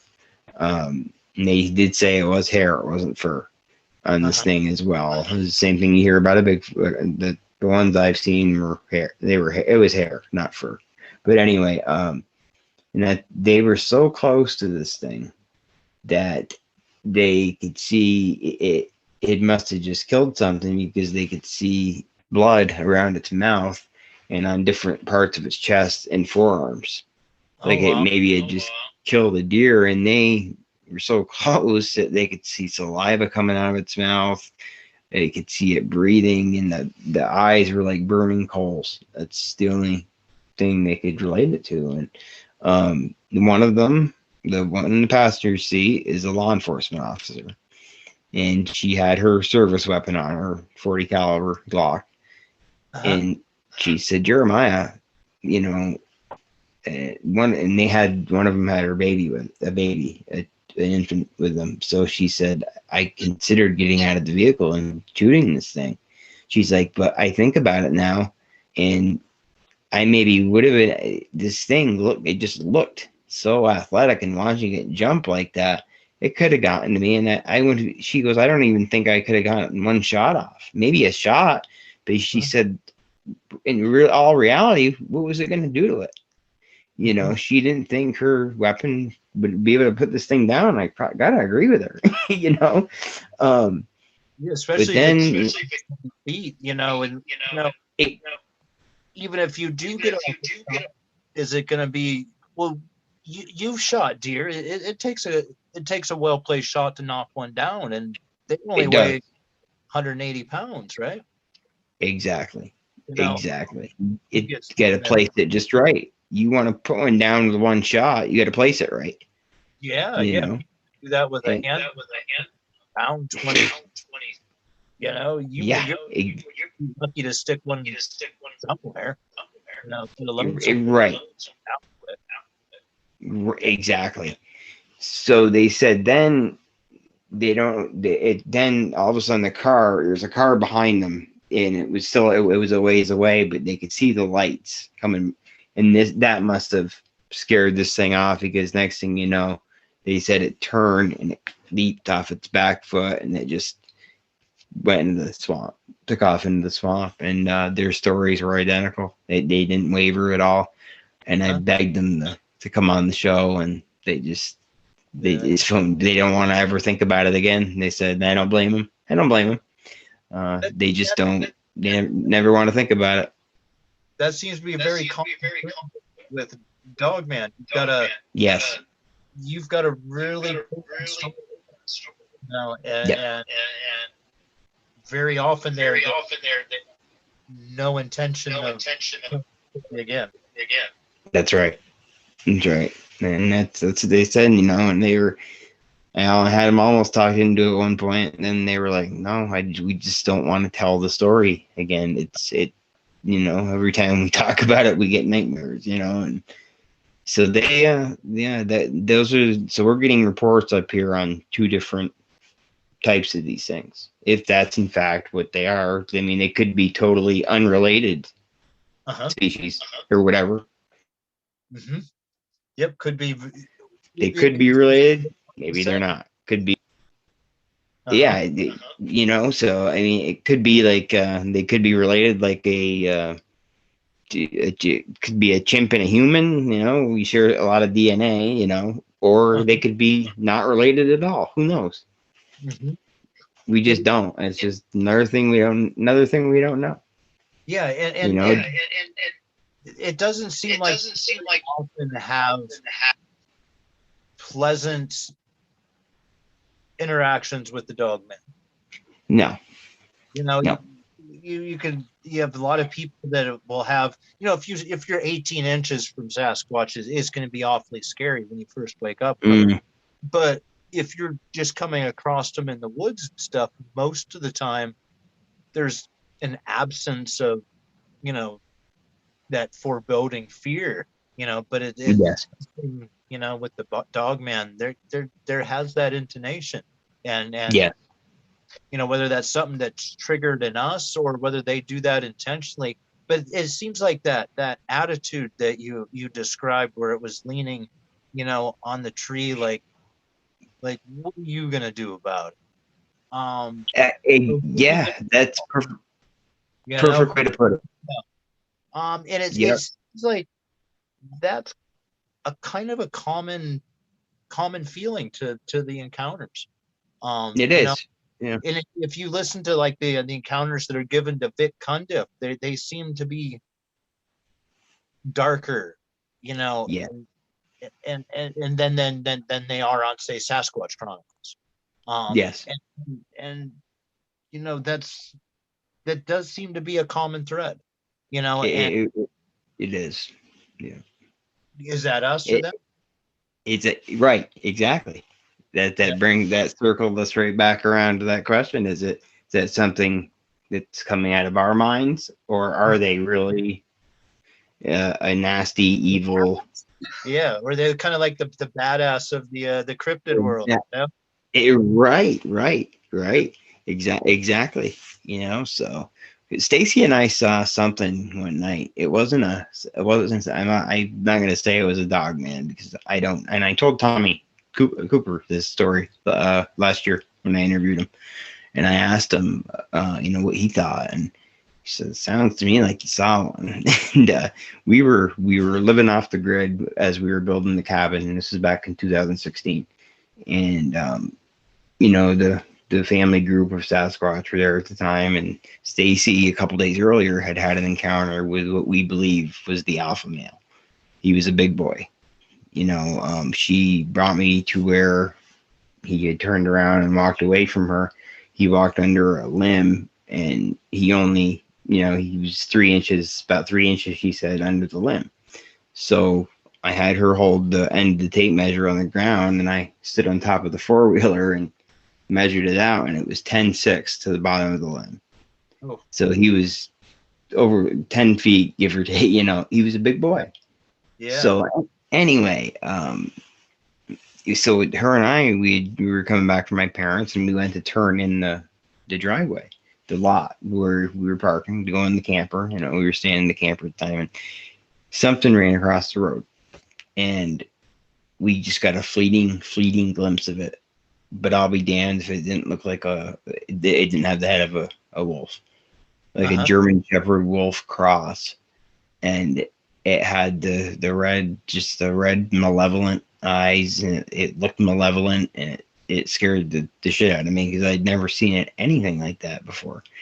And it did, I can't say that I didn't get that great of a look at it, but I could see the ears standing in a long snout. So I don't know, Jason. I can't say it was, but I can't say it wasn't. Do you recall the tail? It did not have a tail. Did not have a tail. It did not have a tail, and that's okay. And that's between these two different types we're hearing about up here. The ones with the dog paws and legs that are backwards, they have a tail. These other ones do not. That's interesting. Yeah, it's very interesting, you know. And so the thing is, it pounded on the side of our camper all night long. And Stacy, she wants to go outside and shoot this thing. And I said, no, I'm not even allowing you out that door. I said, I'm not trying to be the boss man, but I don't need you going out there because I guarantee he won't be coming back. And it, you know, she was serious. She was going to go out there and try to get a look at it and shoot it because we really thought that it was going to bust through the door. Which, you know, so the next day, this is pretty cool. The next day, we noticed we decided to go for a ride on the 4-wheeler. And as we're going down the trail, there's a tree that had been laid across the logging road. And it was just one. I didn't think anything of it. About 50 meters down the trail, there's another one laying across the road. So now I'm thinking, okay, what's going on here? And they were big. Another 15 meters down is the third one. And at that point, I got off the 4-wheeler and I'm like, what the hell is going on here? And I had my Mossberg Tactical 12 gauge on me and I made sure I grabbed onto it because I didn't know what was going on, you know. But anyway, I started taking pictures of the wood line. Okay. And I sent, you know, I was talking to Chance Honeycutt at the time. He said, you don't see that? He's like, I'd get out of there. And I'm like, what are you talking about? So I didn't think anything of it. I figured he was just thinking he was seeing something. Well, I'll be damned. When we didn't get back, standing at this tree, behind the tree, you see the face of a canine-looking creature that was 20 feet away from us, staring at us the whole time, and we didn't know it. And so yeah, I'll send you that as well, so you can check it out. It's it just it really freaked me out because that thing could have grabbed us whenever it wanted. There would have been a damn thing we could do. Now the next day, there behind that tree, it looked like World War III had happened. The tree was knocked over. There was trees behind it knocked over, big Sasquatch tracks on the ground, and then a set of smaller ones, and then these funky looking tracks, smaller with claws at the end. So my theory on this whole thing is our Sasquatch that we have developed a relationship with over the years did not want to sing around. They might have had little ones, or they could have been trying to protect us, and putting the logs in the road could have been their way of saying, don't come in here today. We have a problem we have to take care of, and we're going to take care of it. We never saw that thing again. That's crazy. It is. You know, and like I said, I told Tommy the whole story too, and he said, yeah, it sounds like, you know, that's what you saw, you know, and they took care of it for you. And my uncle was on the reservation, you know, and told him the story, and he said, you're lucky that the big guys were keeping you safe. You know? You know, and go ahead. Sorry, before the girl that was in the vehicle that I got the report from was Native American. And they went right to her grandmother's, and her grandmother said, if you would have gotten out of the car, you would be dead right now, for one. And she said, second of all, she's like, you're lucky that car came along. She goes, girls, think about it. Why do you think that thing stopped and gave you a full shot of its body and let you stare at it like that? The old lady, in her mind, she swore this thing was gonna rip the doors right off the hinges and grab these girls. Wow. And then they were like, get out of there. Yeah. You know, I mean, whether that's true or not, I don't know. But it's you know, the Native Americans seem to be right about a lot of things, you know, and I know that dog man, that can that it can get some, you can get into some real negative connotation with Native American. Like Robin Moonshadow from up in Ontario didn't even talk about Dogman. Right. For her, you know, you're not even allowed to talk about it. Not because it doesn't exist, but because talking about it might attract it. That's right. And bring it to your reality. So you just don't do it. Absolutely. You know, and she'll talk about just about any cryptid you want, but you get to that, she'll shut you right down because you're right. Because that doesn't exist or you're crazy, but that's just not something that we talk about because we don't want to open or maybe open a void for it to come into, you know. And exactly. Another thing, like when you look at like native stories about Sasquatches and sprites and all these things, they're kind of like with us, how they pick and choose. Some see them and some don't. Yeah. You know, it's, you know, that's kind of very similar to, it's a very similar story to today. You know, it seems like they show themselves to some and to some they don't. I couldn't agree with you more. You know, and so like when I first started into this, I kind of always thought of Bigfoot and Dogman both as like sprites. You know, gonna, you know, and they're gonna show themselves to you. They're gonna be kind of in and out, and you know, that's kind of how I went into it. So you know, I didn't go into it flesh and blood and then go to the woo side. I started out with the woo and have kind of gone. Yeah. There's some flesh and blood too, you know. Yeah. You know, like for me personally, I would kind of write off stories of encounters as kind of similar to, well, you had a ghost experience. It wasn't a big, it was a ghost because, well, ghosts, those are natural, you know. Right. But that's, you know, that's just crazy, you know. You know, and so then as I dove into the phenomenon, there's something here, there's something here. So I've kind of come at it from a little different angle than a lot of researchers and such. You know, because most people, it seems, start out with a flesh and blood, you know, and then, you know, they start interpreting or start kind of, the woo starts to enter in one way or another, if it's quantums. But for me, you know, there's always been like those stories, you know, with natives and how some people would see them and some don't, you know, and I kind of always almost assumed that they were ghosts. Yeah. I mean, it's a fair assumption, the way you just described how you used to think about it. I mean, yeah. You know, and so like, you know, when I would hear of encounters, you know, that's a ghost, but you see it as Bigfoot, or it's showing itself. Yeah. Showing itself to you, yeah. Which, you know, I do believe can, you know, circle back around now to the paranormal side of everything. You know, I believe that demonic entities, they can take any way, shape, or form they choose. So why wouldn't they try to trick a human and present itself as a Sasquatch?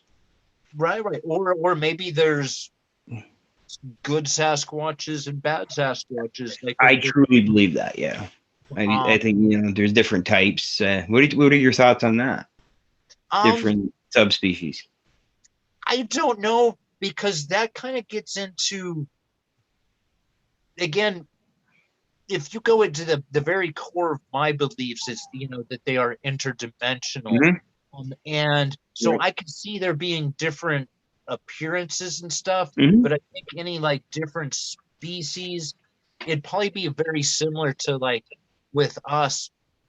You know, you could say Americans might look like this, but Americans look a lot of different ways. Yes. And it's really the same with them, you know, and so maybe some of them are very skinny and one color, and some robust and have a different appearance, but maybe they're from area, you know, kind of, you know, we've melted a lot. You could kind of say with very generalities that people around here look kind of that way, but there's plenty of people look like that.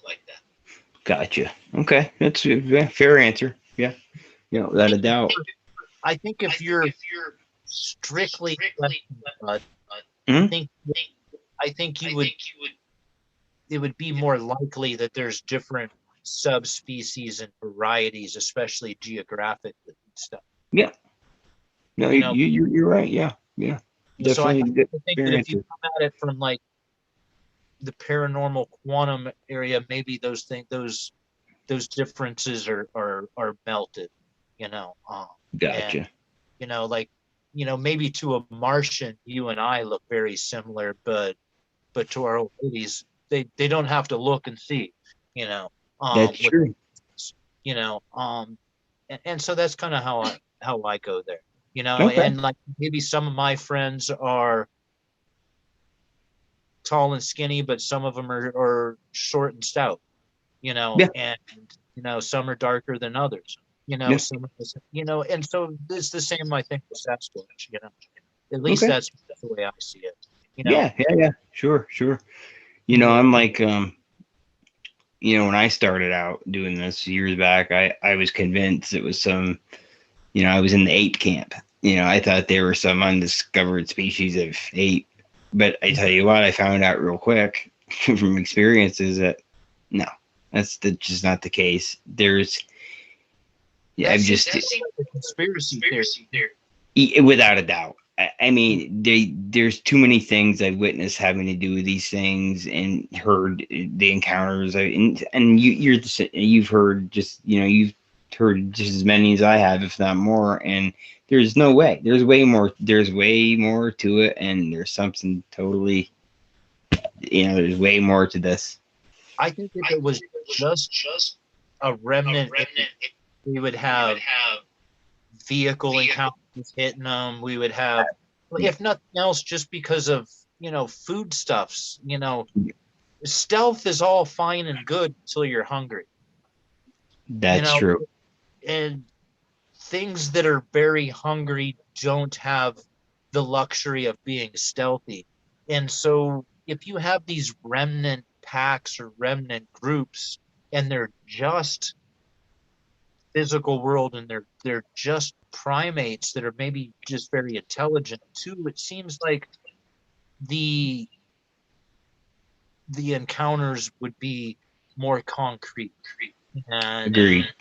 have it would be it seems to me harder to explain a remnant group of apes undetected. Agreed. I agree. That's a tough one to. Yeah, I think if they were some type of, granted apes are very cryptic, they can hide very easily, but still, if that's what they were, I think we would know. They would have been discovered by now and proven. In my opinion.